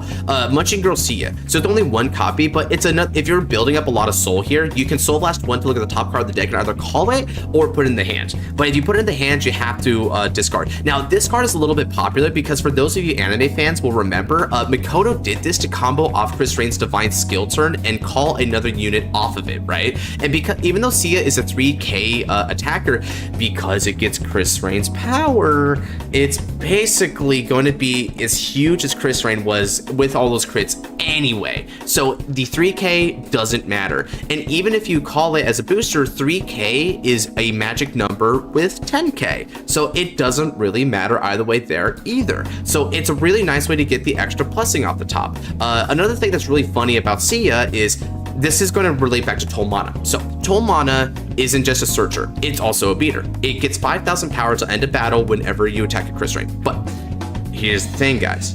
Y'all know the usual Chris Rain tactic where you Divine Skill and call Anya's to call another thing off top 5? You can do it with Toll Mana too.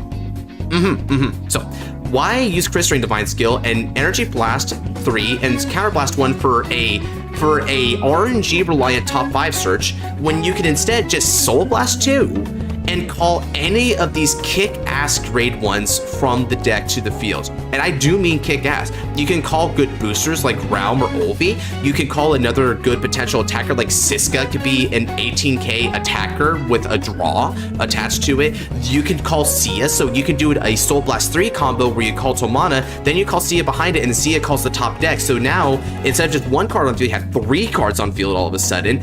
It's really effing nifty, isn't it? So this is a hyper combo deck. So for our budget Chris Rain, everything is going to revolve around Toll Mana. Toll Mana is the #1 grade 2 for you. So that's why we're doing that. We also have one Fiora because it's just another 20k attacker, but it's really easy to get this. So we just have it as a flex spot. You can do it for anything else. I do want to explain Ingrid a bit. So Ingrid has the effect of when it's placed, other than from the hand to rear circle, you can countercharge one and stand a unit behind it. This gets really interesting because what you could do is you can call off the effects of your Agnes and also the effect of where is it? So Agnes is the big one, but you can also try to call off the effect of like your ride line if you're trying to do some CPs for that. But mainly it's Agnes, so it's an Agnes refund, so that's pretty good. After Divine Skill, you can potentially get a full board back too. Yeah, it is definitely possible, and it uses your soul for that, which is why we only soul blast for these cards. And if you just keep Ulvi on field, Ulvi doesn't soul charge when it's on place, it soul charges whenever it boosts a rear guard. So you can just keep boosting over and over again and just keep using Ulvi to get back your soul. So Ulvi is honestly kind of a clutch upgrade one that not a lot of people think about, but it's a great way to build up your soul again, in addition to Rochelle. So you should be able to toll mana a lot more. It's for that reason that the ride line we're going to be using is actually going to be the original Chris Rain ride line because it's 100% free. So up here, you'll notice I threw in Destined and Aqua as like potential suggestion options. The reason I didn't go for this is because A, the plussing is not guaranteed. You can actually whiff the top 5 and top 7 search, even though that seems unlikely, and also said to cost a Soul Blast. These are actually guaranteed pluses and are completely free, so it feels better here, right? Especially because you're going to bounce it back anyway. Another thing to note is there's a few different generics that are really useful in Chris Rain that we can't run because Lyrical is expensive as a mother effer. Eureka is really expensive. It would have been nice to bounce back parts in the early game to avoid control. Can't do that. Volshablan gives you power to the front row continuously and is also a cycle card for early draws. You can't do that. This is an energy or counterblast cycle card that can also self-bounce to rear cards to defeat control and get early draws. You can't do that. These are all really expensive. Can't afford it. Gradius Gradle. You could try to splurge for it to get an extra persona because the persona ride helps really substantiate your numbers, but it's still a $12 card and decided can't do that. I mean, honestly, instead of like doing these, if you really had like extra money to give in this deck, I would just recommend trying to get another Franchette. I would honestly say like maybe take out the Fiora and put in the third Franchette, and that would probably be the one splurge.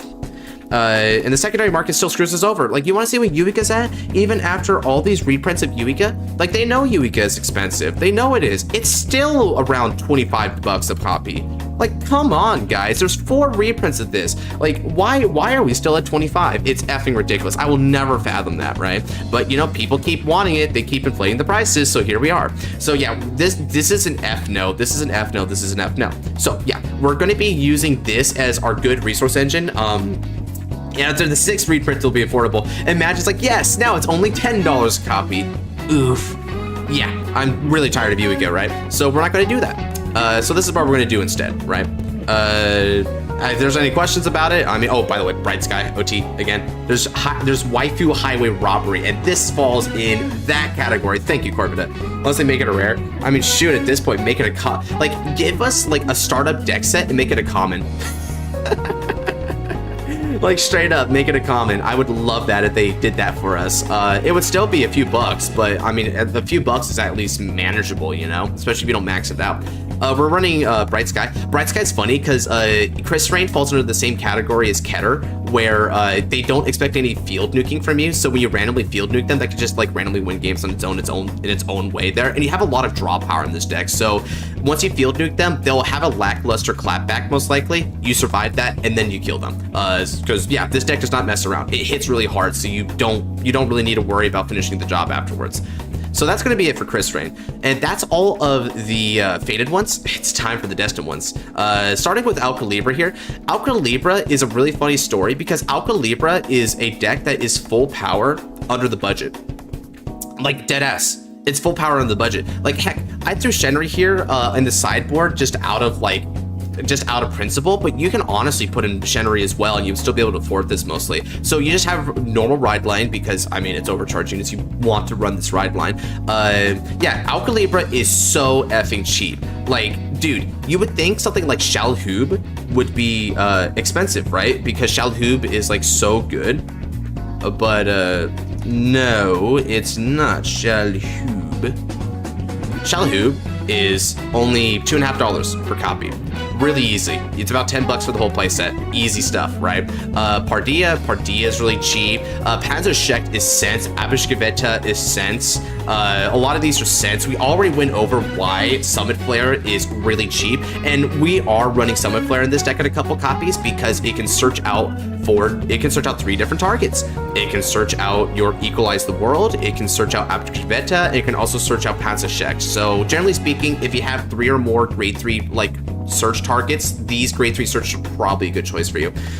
You don't need effect triggers, and that's why we don't run them in here, because I mean the only effect trigger you probably want is like the effect draw, and that's about it, just to get a little bit of extra shield there. But you just like Ant-Man says, right, you know, my Dragon Empire brother in arms there, right, they already know this deck, it basically builds itself. How pricey is Justinia? Last time I checked, Justinia was ranging about $1, if I recall correctly. Let me see. No, she's way cheaper than that. Never mind. I must have been mistaken it with the. Oh, I must have been mistaken with Kuchir. So yeah, Justinia is $8. So that's one reason why we're not running that. Now I'm remembering. It's not even in the suggestion though, because again, if you want to search for the order, you can always just search for it off the effect of your Summit Flare instead. And that's another way of getting it. So Justinia not in this deck, and honestly it's not an overcharge unit anyway, so you want only overcharge units to be on your field for the most part. The only reasons why Summit Flare is here is because Summit Flare doesn't hit the field. Summit Flare stays in the hand, so you don't need it to hit the field for you. Shenri can hit the field, but Shenri puts itself in the soul to draw afterwards, but it's not that good in the late game. How much Drag Veda? I believe Drag Veda was actually a few bucks. I think like around $7 to $8. Drag Veda was somewhere in the ballpark of what we were getting with Eldo Breath. Drag Veda. So yeah, we're looking at like $8 to $10 depending on the variant. So it's a bit expensive. If you don't want Drag Veda here, then my number one suggestion would be to try and go for Light OT as well. Light OT gets you draw power, it gets you the field nuke effect, which you're not actually nuking your opponent's cards for the most part, not unless you run nuke cards like Ford and Revoltus, and even then it's not really a nuke, it's just a retire one, right? So you can run the Bright Skies as a different alternative. The reason I ran Drag Veda is because this deck is actually very cheap as it is, right? So because it's like as cheap as it is, I decided why not let it have the second most powerful over trigger in the game's history, right? So I gave it a few extra dollars, but just to go in for that Drag Veda, because Drag Veda absolutely slaughters. Yeah, and because Alcalibra is cheap, we could do it, right? If Alcalibra was a bit more expensive, I would have said Bright Sky and leave it at that, right? But there you go. So, but this deck just built itself overcharge unit pretty good. Overcharge, overcharge, overcharge, overcharge, overcharge, overcharge, overcharge, recaller, stays in hand, main Vanguard. Boom, it's as simple as it gets. You can change the ratios however you want. You can put in more or less Panzerschreck or Abishgaveta. You can try to take out Blightshin if you're trying to maximize some more of these guys, give Summon Flare more call targets, anything, right? You could do that. Shenri is fairly expensive, which is a little bit annoying. I know some people like running Shenri in this deck because it is a good early game tool, but Shenri is gonna run you 15 bucks a copy, which is, that's not good. So wasn't worth it, really wasn't worth it. Of its aggressive numbers. I think the reason why Alcalibra is not topping is because the numbers are basically the only thing it has going for it, Ant-Man, right? Like, don't get me wrong, its numbers are really huge, but then it just gets numbers and then draws like some amount of cards, which is kind of nice, and that's about it. It doesn't really have any like tricks to help it out in X factors. Like, for instance, let's look at the top decks and what they bring to the table. Overdress has a lot of different X factors going for it, between the Infinity Eye markers, the stack off Onfall on Dagaster. You can even run guard restricts like with Gobreg, and that's all in that Sublime package, right? And it's also a 5 attack turn that doesn't rely on specifically Shalhoub to achieve it. Reziel has the Miracle Heal. Reziel also has the rear guard drive check with freaking Gabuelius, so you have that really big thing going for it, right? And then there's just a lot of X factors going for it. So this doesn't have a lot of X factors. It's a very simple beatdown deck, but God, is it so affordable. So I'm just going to make this declaration to you guys right now, right?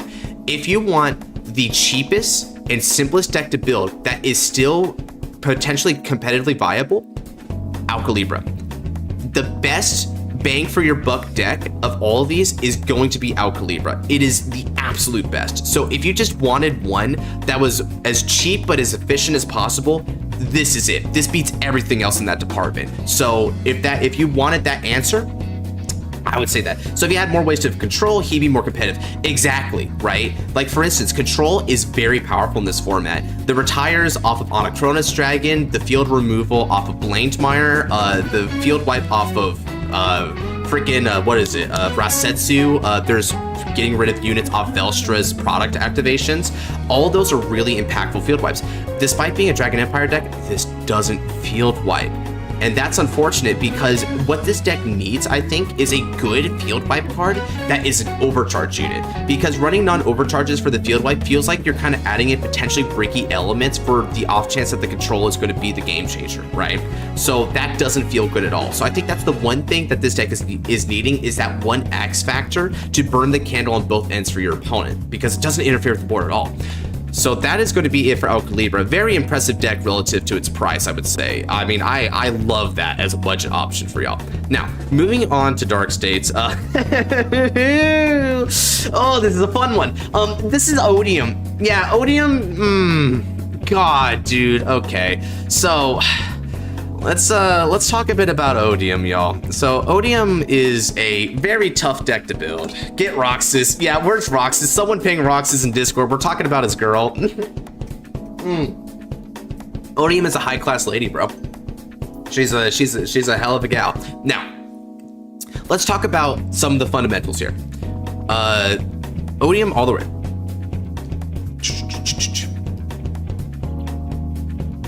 Destined One Time Layout Odium is already $11, so it's basically right up there with the Fated King of Miracles Reziel in terms of its base cost. So playset of this already $44, already $44, and you just bought 4 Odiums, right? Next, let's talk about Anachronous Dragon. Anachronous Dragon, $8 per copy, and you want to run at least 3 of this. Oof. And then, if you wanted to run the optimal variant, you would run an order package, $27. Oof. Oh, that's deliciously right in the kidney. And then, of course, Orients would not be complete without Avarice Restored, actually getting Distorted Bane. Oh, wowee. We need a second mortgage on the house at that rate. So, Orients plus Avarice Restored is over $200 for a playset of them. Already.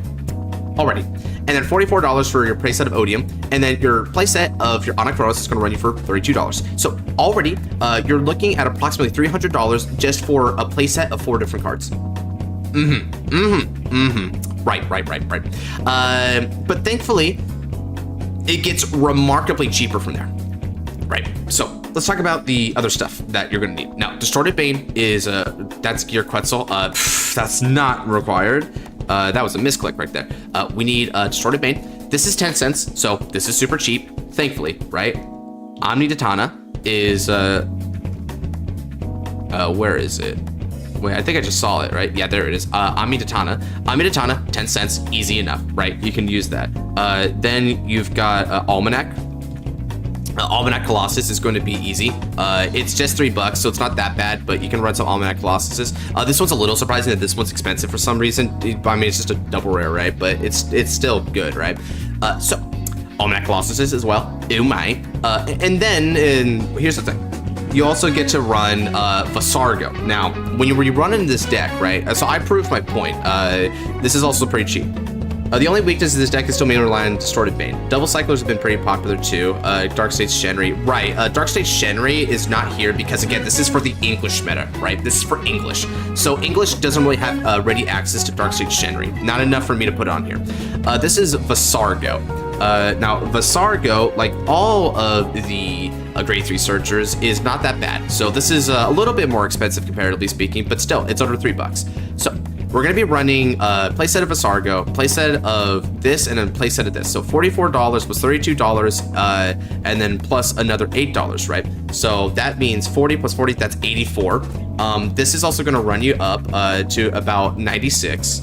And then this is going to run you up these Gungnarams, right? Because these Gungnarams lets you use your excess soul for draws, which is the same way that Orions did, but you know, you don't have to swing with it, right?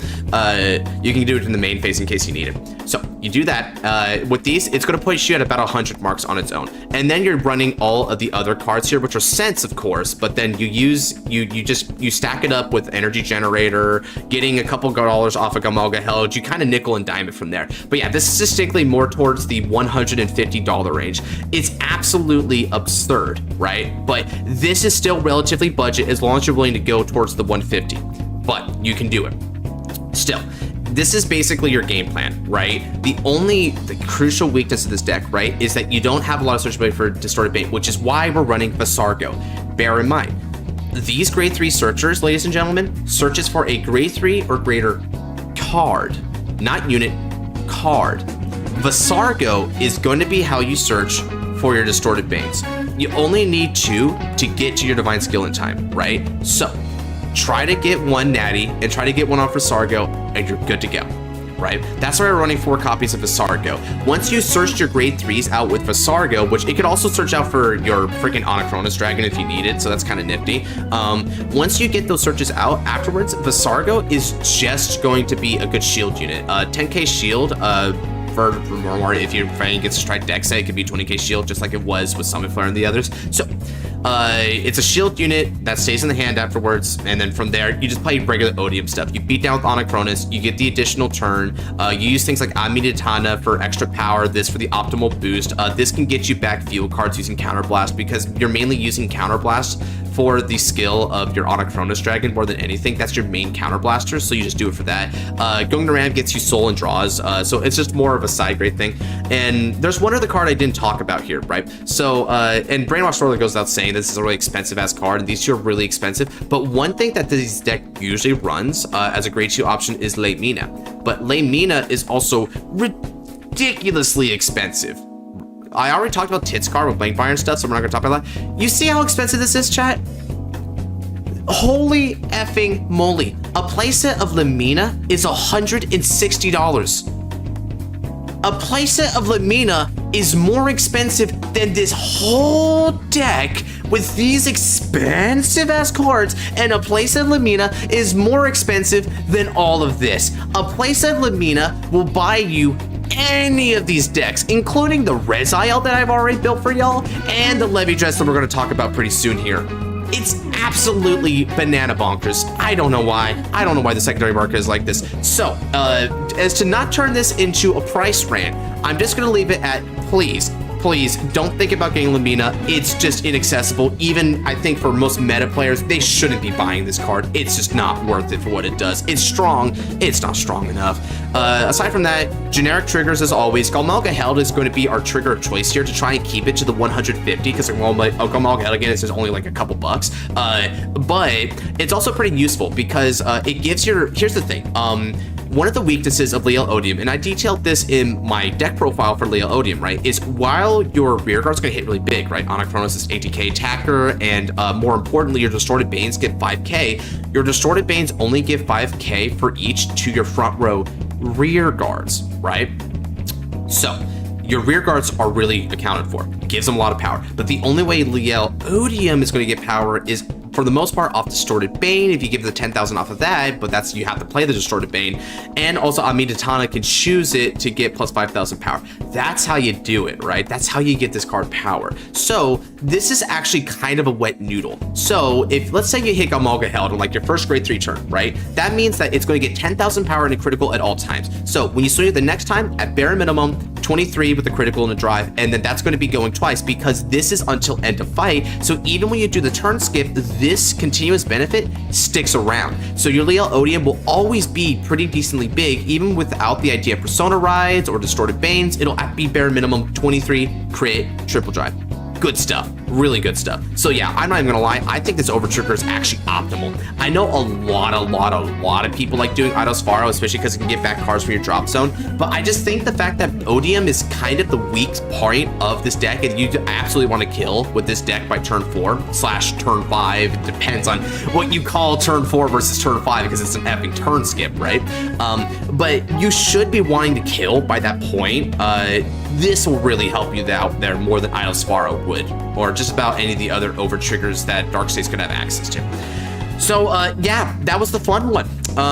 Let's move on. So after this, we're going to get back to something a lot more manageable, a breath of fresh air. We have Alden. Now, Alden as a deck has a fair bit of options. So you can see right here, I'm already having a lot of potential suggestions for Alden, right? So Alden is not that bad to build. So you have the Destined One Protection Alden already, and Alden is not that expensive of a card here. So when you look at the Destined One Protection, he's going to run you for about $1.50 a piece. So your playset is going to be $6. That's super easy. One of the cheaper super rare, that's a Yu-Gi-Oh term. One of the cheaper triple rares among all the Destined and Fated ones. So that's really nice. I completely remade my deck for a Magician deck. That's funny. Okay, now, in addition to that, you have Rajianel. Now, the Rajianel is a 4F card without, if you have Sergal and Caterpile, right? Which we don't have here. Caterpile not detected. Rajianel is another triple rare of this deck, but it's also a very mission critical triple rare. But it's not even $1. So you're only going to be running $4 like for that. No, more like $2 realistically speaking, right? Gelman is not like at all expensive. As a matter of fact, this should also be relatively speaking cents. So boom. And then finally, right, you have Dilpregi. Now, Dilpregi is a very, very good card. Where are you? You know what? We can actually use this as a way to find out Dilpregi's Dilpregi, D-E-I-L, Dilpregi. That's what it is, Dilpregi. So, Dilpregi is only $0.50. So a playset is also only $2 dude. This deck is, I still think Alcalibra is probably the better choice as far as like your best bang for your buck goes, but Alden comes really effing close. Now for this variant of Alden, what we're going to do is we're really going to stick to a lot of the not expensive elements of this deck. Of course, you're running original ride line. This ride line is super cheap. No need to bring it up at all, right? We did splurge for the Gradius Gradle though. This is the one splurge that I'm going to do here because Alden has an offense power issue. It doesn't hit very hard until Persona Ride, right? So in order to maintain that Persona Ride every single turn, you're going to want the Gradius Gradle to ensure that. I know a lot of people like to run Twin Cast Protect as a way to make sure that you can defend, because he is the Destined One of Protection after all, but I would actually argue that Gradius Gradle is probably your better pick overall, just to make sure that you can actually close out games, because one of the best ways to protect yourself is to make sure that your opponent did not live to attack you again. Right? But it just as a side option, right? I did include Twin Cast Protect, which as a curiosity thing, right? Twin Cast Protect runs you around $13 to $15. It goes up and down though, because it's a relatively recent card. Like, see, it just went up a little bit more towards 16 to 17, but it goes up and down from anywhere from like $13 to $17, right? Thankfully though, it is a regardless piece. So you only need the one copy, so that definitely helps, right? Now, talking about other elements of this deck, we run Order Engine. Now, the Hostage Engine here is not really meant to stall out games, right? The idea of the Hostage Engine is that it allows you to get full use of your entire board. So what you do, right? You hit turn 2, right? You want to beat down your opponent. What you do is you call down your PGs and triggers and use them to swing on the opponent, and then you move them to the Guardian Circle with the skill of the Church Order. So you got to use them as boosters, slash attackers, and then as defenders anyway. So Alden, being the dual wielding man of protection, he has a sword for destruction and a sword for defense. And in the same way, this embodies the dual nature style of the Alden build, right? You are a sword and a shield for your people, right? Now, this can also get really helpful in the later game, because one thing that Alden can do with Church Order that no other Church Order deck can do, guys, Alden gives them retire protection. So when you're facing off against Velstra, Odium, Varga Dragress, etc., they can't nuke your PGs. They can't get rid of them. They can't. They are protected. So that means that when you use this divine skill, call off top 7, you can explicitly call things like PGs and then defend with them, and they can't do anything about it. It's amazing. It's freaking amazing, dude. So this divine skill, only for Soul Blast, hyper versatile. One of the best +2s I've ever seen in this game. Amazing. hardest market counter. It's not funny. I don't like this guy. Yeah, Myconical. It's like a freaking light Yagami, right? He's just laughing maniacally against the Varga main when they can't blow up the Gelmit because Gelmit is immune to destruction. So yeah, that's how you do that. Now, another card that we're running, right? You was watching my friends play Manager 60. Now, Petadum, right? Now, Petadum is one that is kind of overlooked as far as generics are concerned. Petadum. So Petadum. Wait, what the frick? Why is that $5,000? This isn't the one I'm going to talk about, right? So don't worry. Why is a frame rare of Petadum $5,000?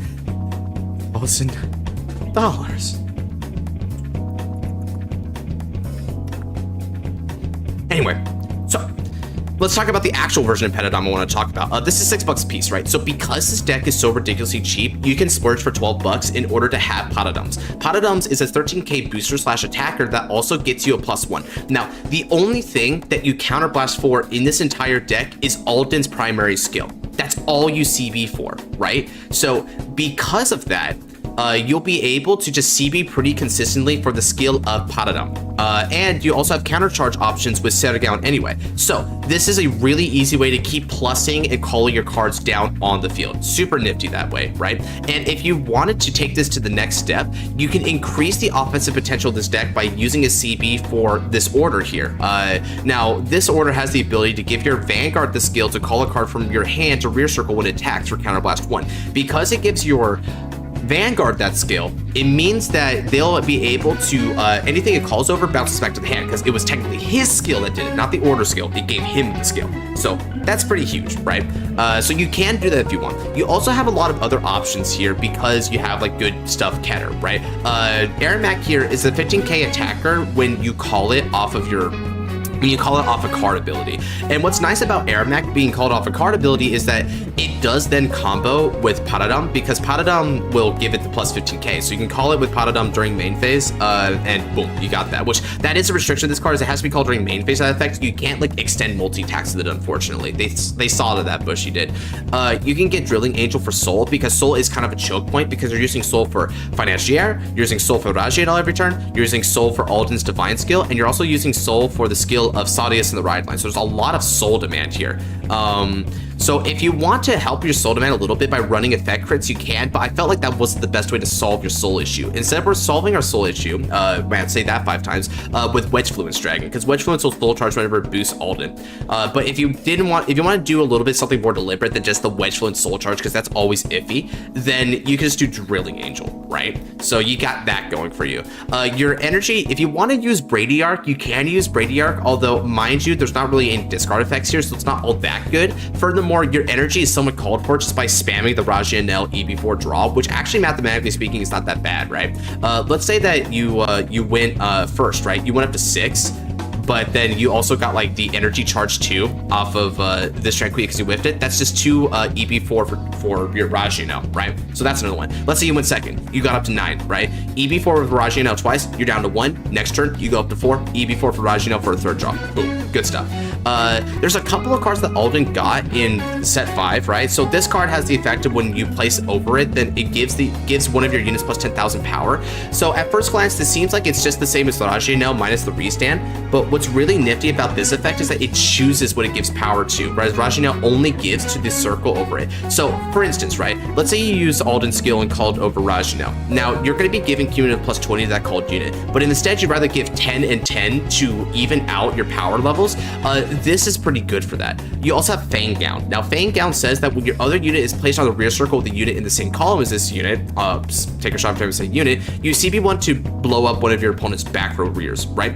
So it basically, if you call over something with a unit in his column, including himself, it has a reminder text that says you can also use on the rear circle. If this is on, it's a pop card. So it's something you can use for CB to try and be aggressive to their boosters, but it's a pretty avant-garde option compared to everything else that's more for a consistent game plan. Cleakwell is here too, because Cleakwell is going to be searching for copies of your Rajianel and also for Gradius Gradle. So Cleakwell is good. Plus, Cleakwell is a really good defender for you because you can actually call this card. You can call this card, and then when you put it a Guardian Circle off your Church Order, it'll be a 10k shielder if you're at 3 or more damage, and then of course, try deck set, it's 20k shielder again, like all the others. So yeah, this gives plus shield, this has plus shield, this has plus shield, this moves things to shield, this is plus shield, everything is like plus shield for you. It's insane. I'll be looking forward to the Levy Dress build because I might spend on him. I'll check you guys out later. Oh shoot, I was about to get the Levy Dress too.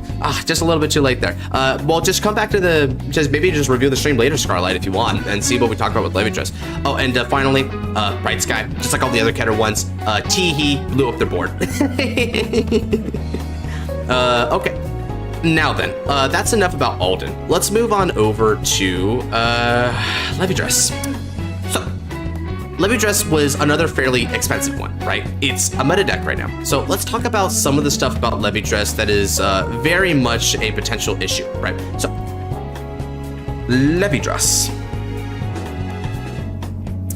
Levy Dress Imperio is going to run you for about $8.50 to $9 a pop, more like $9, right? And then this is $10.50, so you got a couple ones that are like around 9 to 10, so actually more like $10, I would say. $10 per pop, so just $1 off from Odium and Raziel, so boom, you got $40 on Levy Dress Imperio. What about the original Levy Dress, which you would want to absolutely run 4 copies of, no debate. That's also $10. So, just for running all 8 of your Levy Dress, you just went down $80. So, yeah, that's what I'm talking about. With the meta decks, you can't do 100 because just doing basically like just some of the baseline, your Vanguards and Ride Line is already like almost $100 for some of these guys.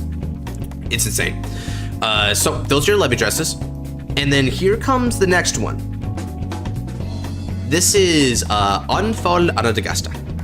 Unfall Anadagaster, $14 a piece. So let's just round this up a little bit and say that it's about $29 to $30, right? Let's say it's about $30 for this.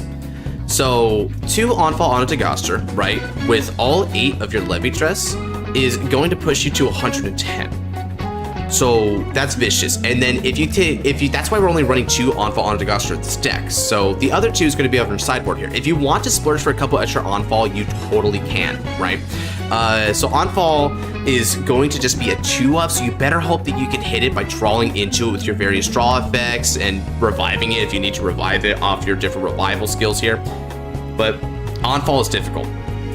Now, that's not the only thing though.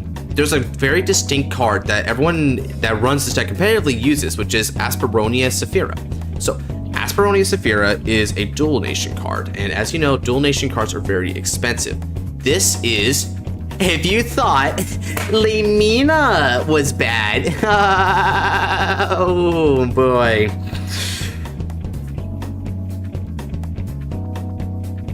You want to know how bad Asperonia Saphira is? You want to know how bad this deck is? 2 Asperonia and Saphira is actually enough. Like, dude, 2 of this is more expensive than all these decks. You're not gonna play this. It's bad. It's bad. And here's the thing too, right? Like, so let's just go ahead, right? Look at the market here because there's only 2 other showings, right? And this is $70. So let's just say it's $70, right? But this one says 80. So let's say this is like $70. So 70 times 4, that's gonna be 28. $280. $280 with that money, y'all, you can buy 3 of the $100 budget decks. $280 gets you Alden and Alcalibra and Leolamorta.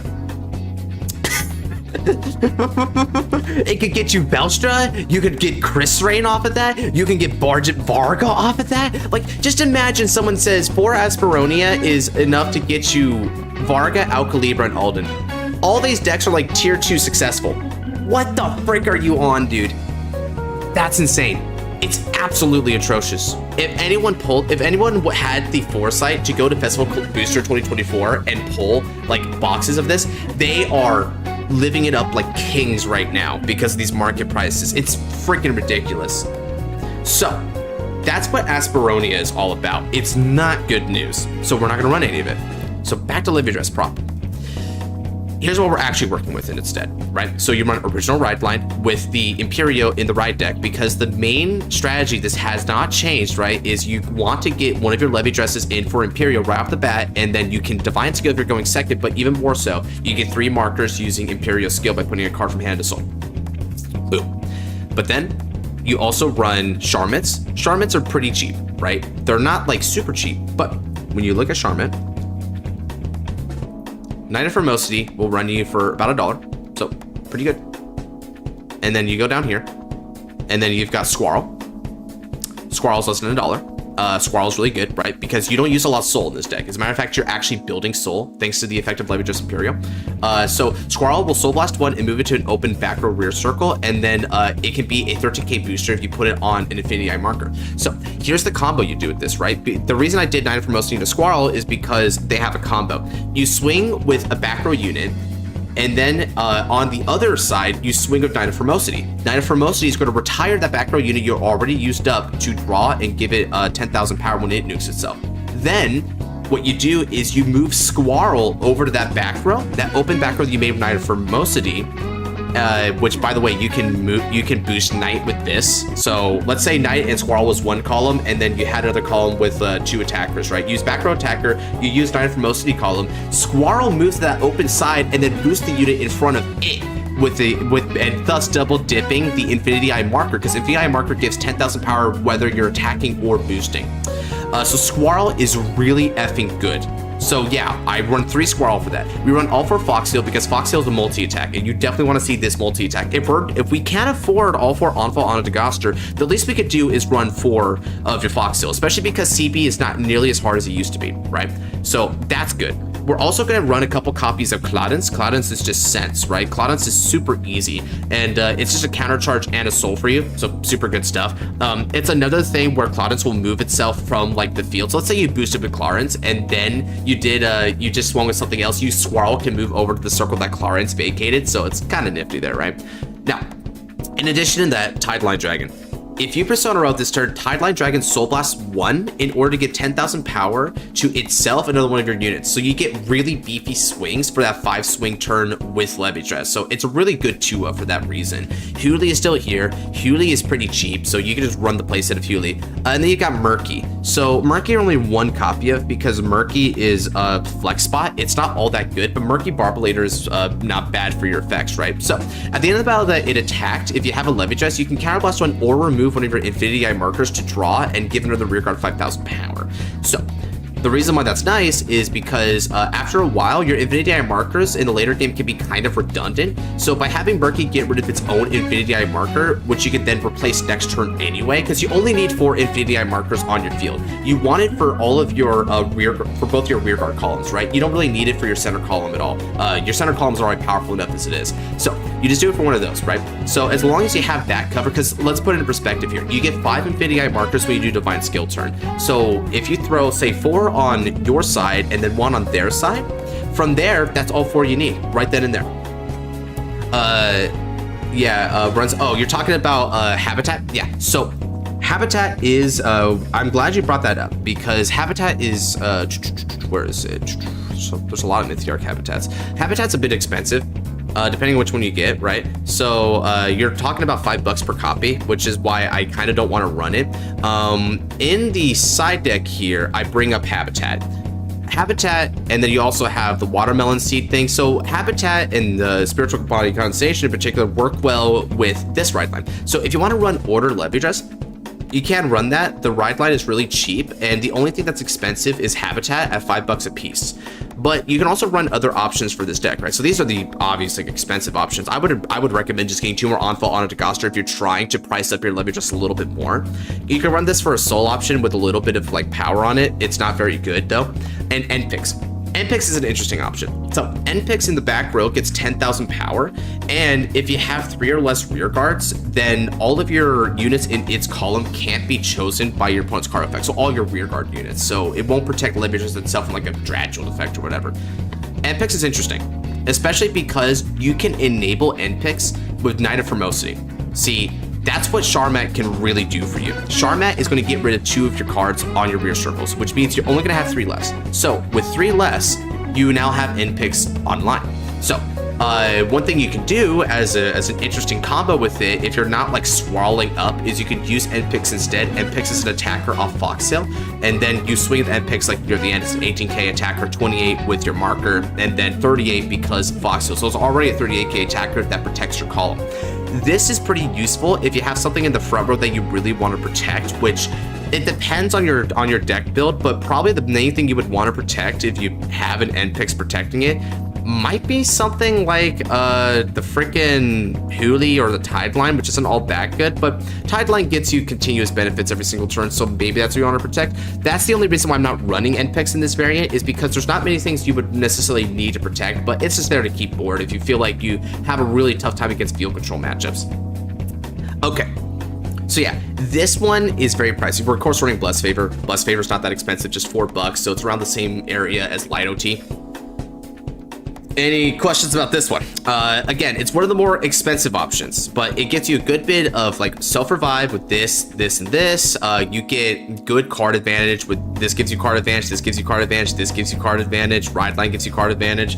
You get both your multi-attack options here. You get really nice boosters with these, and also really nice attackers. You just got a bit of everything with this Overdress, right? It's pretty damn good. And the only weakness it's going to run into is that it lacks good early game because of the lack of Asperonia. So it's not going to be until turn 3 that you really get going here. So it's a little bit slower, this budget variant. That's its main sin.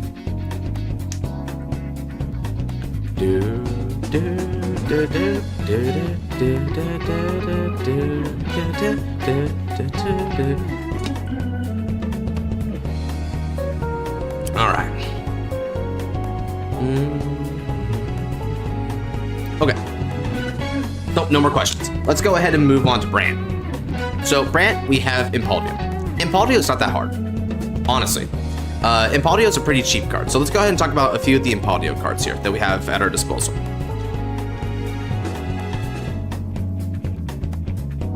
Impaldio themselves, only $4. So you're going to get about 16 for the playset. And note, by the way, that you don't need the playset of Impaldio when you do it. So I do run the playset of Impaldio just because there's space for it in this more budget variant, but you don't gotta do it at all. Like literally at all. It's not necessary, but you can if you want. Now, Vinster. Vinster is absolutely mandatory in this deck, no matter what variant you play, because it's one of the winning images of the deck. Vinster, thankfully, however, is only $1. So, very cheap. $4 for the playset of Vinster. Next, you got Nebula Invoke. Nebula Invoke, also important as a 4 of, but much like it was with Vinster, you're not going to be very concerned with it. It's only going to be $1.50, so your entire playset, it's going to run you for $6. So, if for those of you guys who've been paying attention, $6 plus $16 plus $4. So you're looking at about $26 to $27 for a playset of your most important cards, and your personas aren't even like that necessary. So you could even take out one of the more expensive elements of this deck with that, right? If you wanted to cut a persona or two. I wouldn't be spending this much on decks. And I mean, standard is really pricey, right? So it just kind of depends on like what you're willing to spend. People just have different goalposts with their decks. They really do, especially if they expect the deck to be competitive or not, right? Because some people buy for competitive, some people buy for casual play. Also, some people just buy because they really like the aesthetic and want to collect the cards. That's another thing. Now, let's talk about a couple of the other fundamentals in your lineup here, right? So one card that we're going to be running here is Headway Dragon. Now, Headway Dragon was the new triple rare for Impaldio. it's just $1.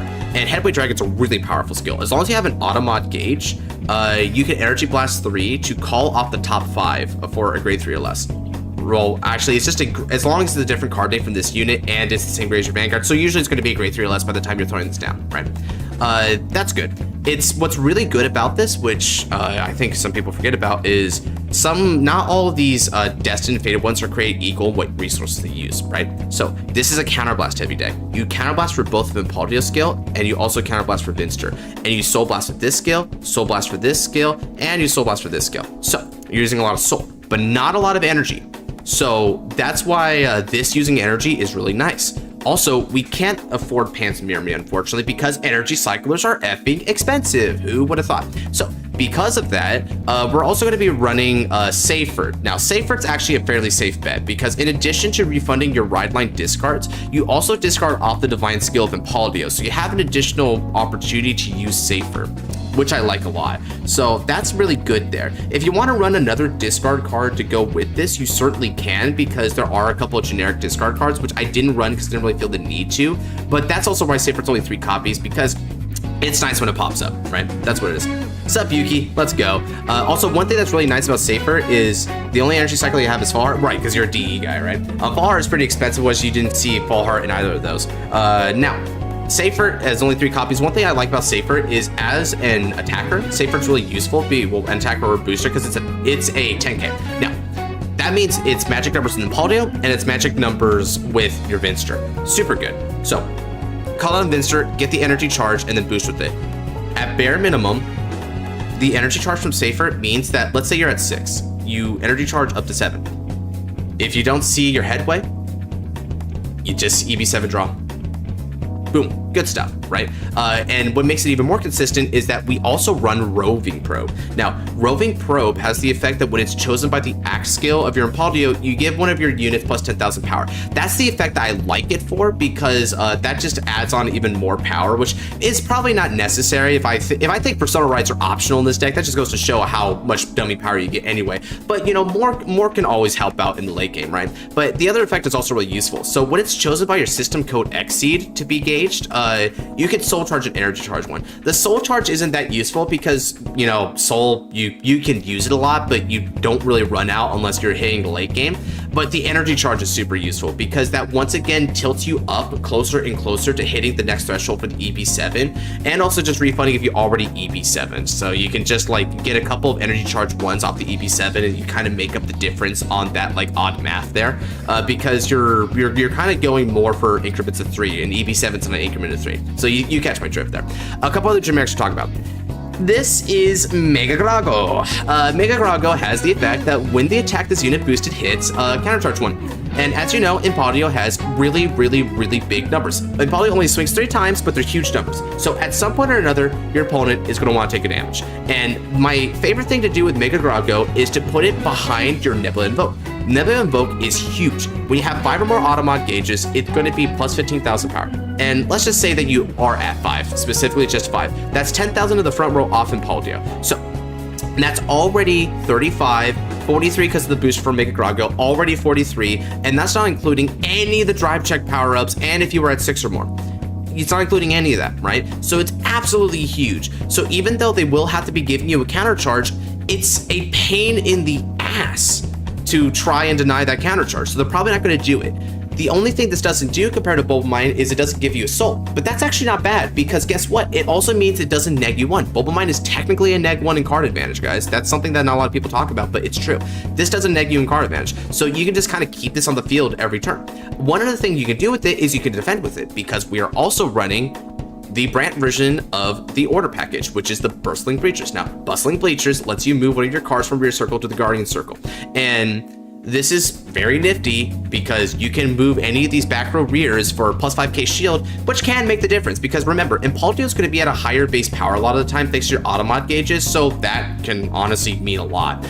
Furthermore, one other thing we have for defenses is the Fluctuate Buster Barrage. So Fluctuate Buster Barrage lets you use your Great Cheever Graders, the different names for the drop, as Guardians. The primary targets here are going to be a copy of Banana Man and also a copy of your Nebula Invoke, which is a 20k shield. One thing about this too, if you guys have noticed, there are cards here that prevent intercepting, right? I'm talking about Butcher. I'm talking about Roxay. Roxay is another one, right? Yeah, Bulbamine is still insane. We were already talking about it, right? But that's like a $15 card, my guy, like $13 to $15, depending on like how many you're getting. Now, this will allow you to still move your Nebula Invoke to the Guardian Circle, even if they shut down intercepting, because it doesn't have to intercept unlike something like Gelman. It just has that shield continuously. So that's hyper useful in that instance. Now, we are missing a few like really strong sideboard cards here, and I want to talk about them. Bulbamine we're missing, Mega Grago's a replacement. We're also missing Panspermia. Now, Panspermia as an energy cycler is actually a pretty big hit to lose because it was a super useful way to get early draws with this deck, and also Panspermia's Persona Ride skill, which is one of the reasons why we were running Persona Rides, lets you add for any grade 3 from your deck to your hand after discarding, right? So this let you manually add your Vinster to hand. So in its stead, what we're running is a copy of Glitch Epicenter. So Glitch Epicenter is the top 7 searcher for a grade 3. So it's the Brandgate version of the grade 3 searcher. It's super useful. Plus it also has like the most consistent shield effect, because it just says when it's put on Guardian Circle, if you have a set order in your drop or order zone, it's 5,000 shield. You're gonna have a token set order. They're not gonna get rid of it. You'll always have that 10k shield. So boom, right? Even as soon as turn 1, it's a 10k shielder. So super nice that way. Helps with the defensive element of this deck, right? So yeah, we're just running the 1 up there to help try to find Vinster. But generally speaking, Vinster isn't that hard to dig for.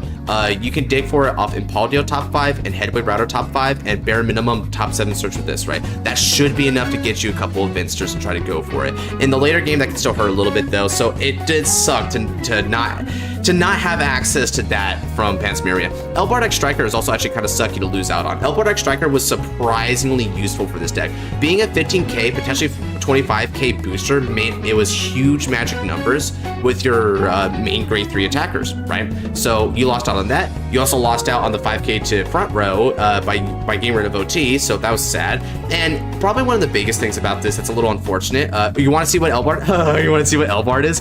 Oh yeah, Elbard, which is only good in one deck. Only good in this deck, right? 20 bucks.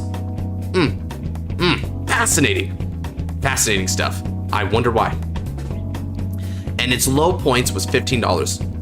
God, I swear. This is I swear this is just an availability issue. We don't have enough stock of this. It's terrible. Absolutely terrible. So God, man, I hate that. So yeah, we're looking at a mere 20 bucks for Elbard, which means that even if you got 2 of them, that's $40. It's not worth it, unfortunately. He's really good. He's not that good. Because one other thing you could do with Elbard, though, that I really liked, wait, there is a new grade 3 Grand Grade support? Yeah, there is. I noticed that. And freaking, it's actually really good. The EB3 to call itself from the drop zone is super cool for that deck. Now, one other thing you could have done with this was you can move it to the Guardian Circle. Probably still the cheapest of that cycle. Yeah, Sawdust is freaking ridiculous. Thank you, Xenon.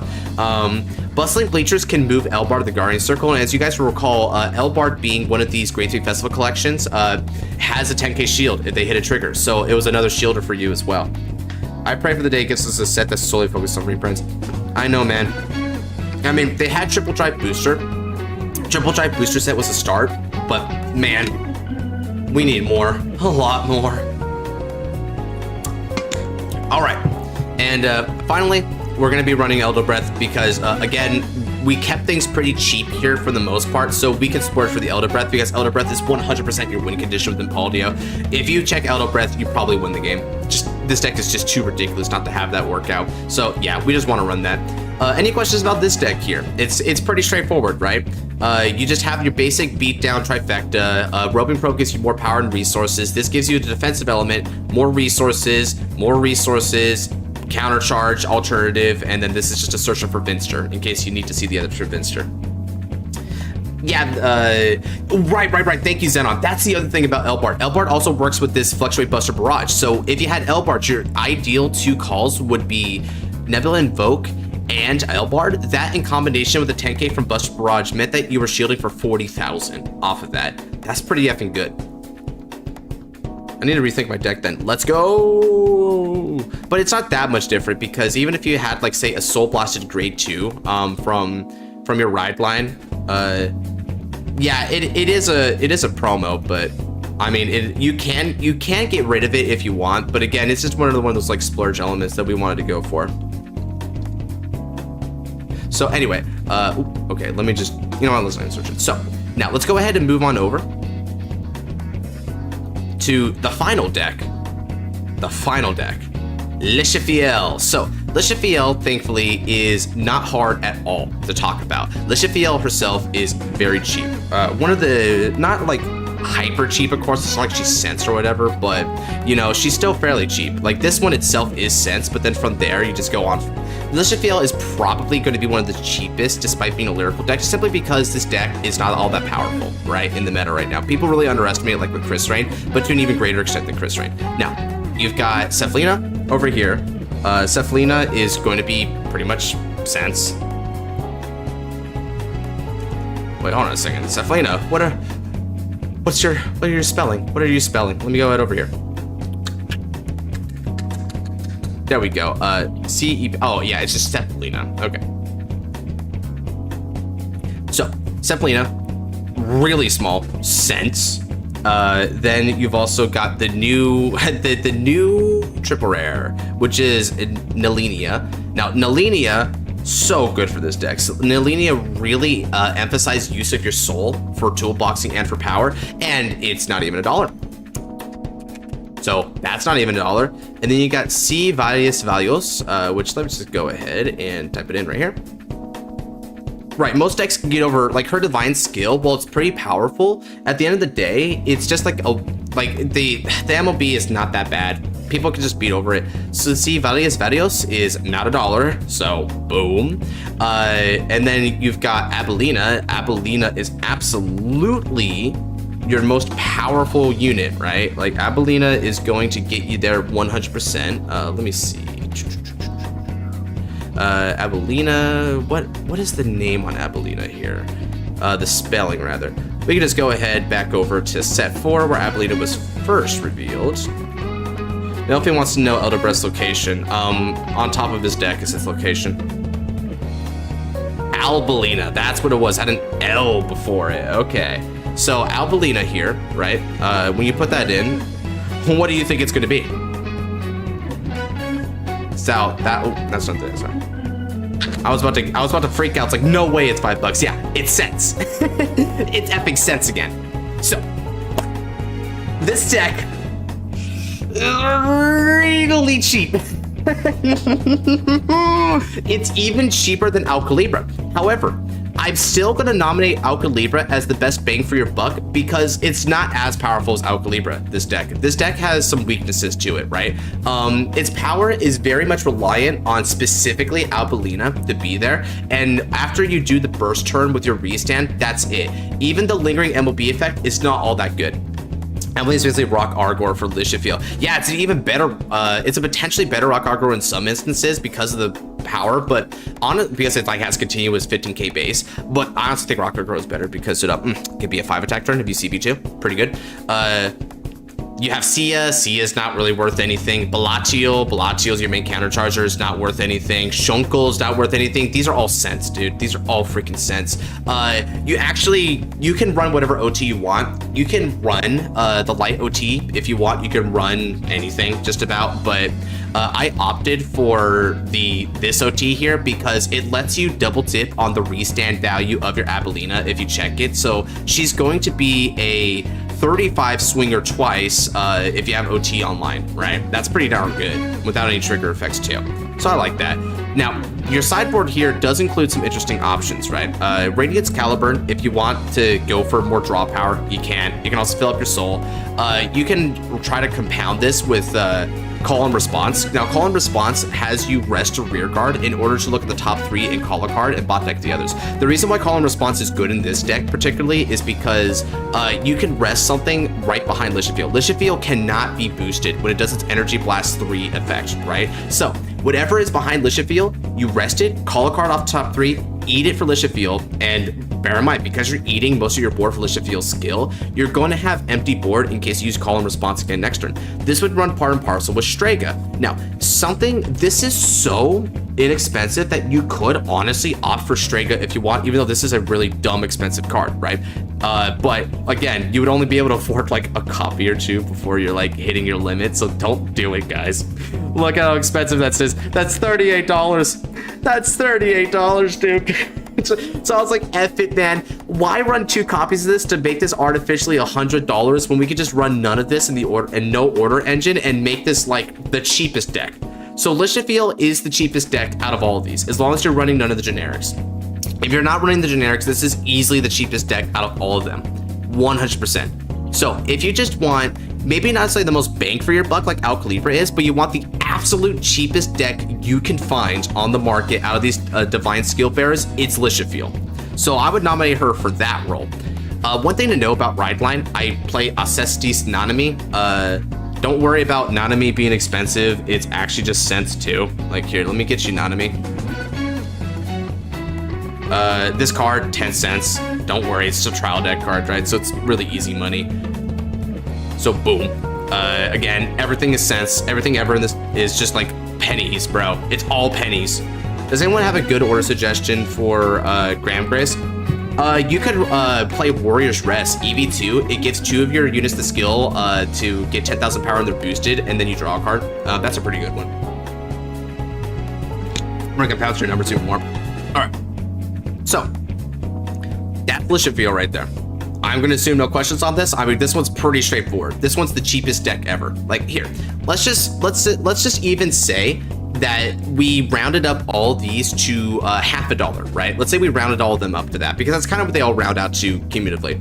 So you have $2, $4, $5, $7, $8.50, or hell, we'll just say 9. Why not? $9, $11, $13, $14, $15, $16, and then you have $18, and then you've got freaking 19. This right here is only a couple dollars, so we'll say like 22, 23, and then 24. The entire deck for Lishafiel is about $25, y'all. Lishafiel is the cheapest deck, 100%, and it's a lyrical. And it's because you don't need the generics. You don't need it. You have plenty of good cards for Lishafiel itself. Shunkel here is a cool one. Shunkel's effect says that when it's put from rear into soul by your Lishafiel, you put it into hand for free. Each copy, put into soul, into the hand for free. That's really good. Alcalibra, Lishafiel, and to an extent Impaldo and Alder are the cheapest, while Levigus and Odium is expensive. Yeah, so let's go ahead and get the ranking here. I'm glad you brought that up, Ant-Man. So, here we go. If you're trying to go for, like, cheapest to most expensive, let's start with the cheapest. Your absolute cheapest is going to be Lishafiel. And then right next to them in the cheap scale, you're going to have cheap options with Alden and Impaldio. And then right above that, you also have Amorta. And then after that, you have Chris Rain and Alcalibra. And then after that, you've got Zorga and Velstra. And then you're starting to hit Blankmeyer and Varga, which are pushing the envelope a little bit on the 100, right?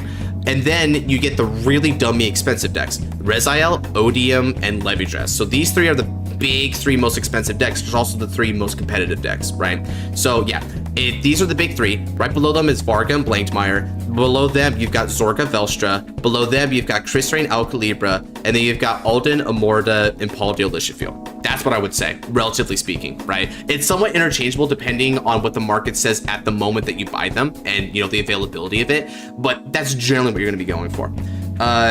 If I use both Grand Grace C, I can bring through 8. Yeah, it is a really big AB, but so that's why like it's a kind of a burst play. What about the Celestial Ride line, grade 1? I used to run that in Lishafiel, but I realized that it wasn't that consistent. So I'd rather just go for Nanami, which is a guaranteed +1, because as long as you discard a grade 1 or less, you just call it to rear circle for free as rest. And so after that, when you go to grade 2, you can boost with it.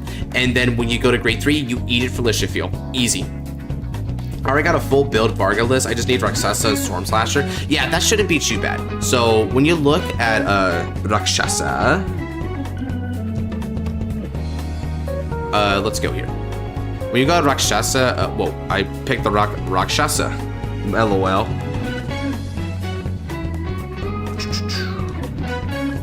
Where are ya?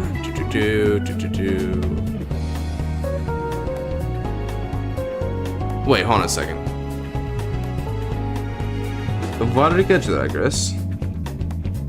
Oh, because of the... Okay. Anyway, so Varga Drag Race is fairly expensive. So this is 16 bucks. So this is going to be like the issue for you, really, right? This is really expensive, but everything else in the deck that we have here for the budget is not expensive. Trivash is easy. Go up Jersey Glaive is easy. Freaking Bertrand, Iron Rush. Iron Rush is only worth $1 a piece. Heat Stamping, in sense, like most of these are cents, or just $1 or $2. It's Varga Drag Race that really pushes the envelope, because let's round this up and say that it is about $17, right? $17 is going to hit you for a playset for 68, right? So that's over half on the main Vanguard. But then from the rest of that, being pretty cheap for like $1 to $2 or under for all of your other cards will amount you to just about $100-ish for Varga Drag Race, right? Which is why I say that it, along with Blankmeyer, kinda they stretched the limit of the $100 range, right? They stretched the limit, whereas the big three are distinctly over $100 just to get them going, relatively speaking. So yeah, that's where we're at with it. That's gonna do it for all these lists, though. Does anyone like have any questions or suggestions about them? Because honestly, I think I've said more or less my piece about all these.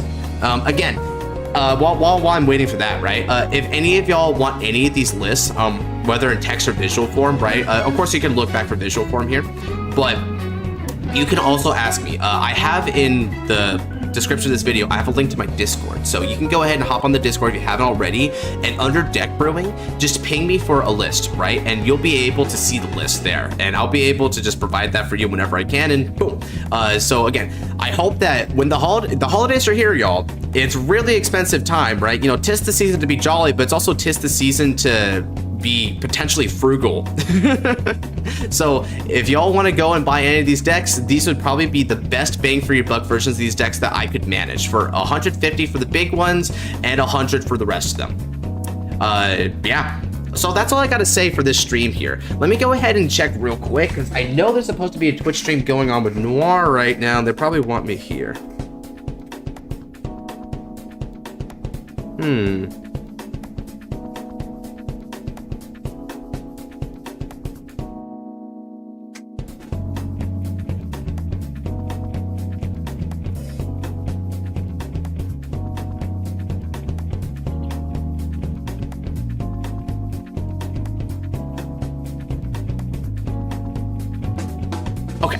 So, yep, looks like I'm gonna have to go right around now. Anything else? Nope. All right. Chat's pretty quiet there, so I think that about does it for the stream then. Honestly, pretty fruitful stream. I'm happy with all the people that kind of came on in to hang out. We got a lot done here, right? What was your guys' favorite list? Like, did anyone like have any list that they thought was like pretty creative or just kind of viable relative to the price?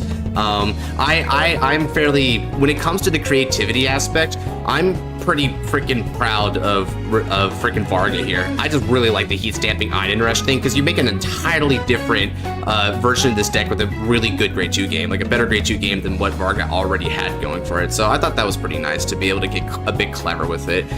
So that was cool.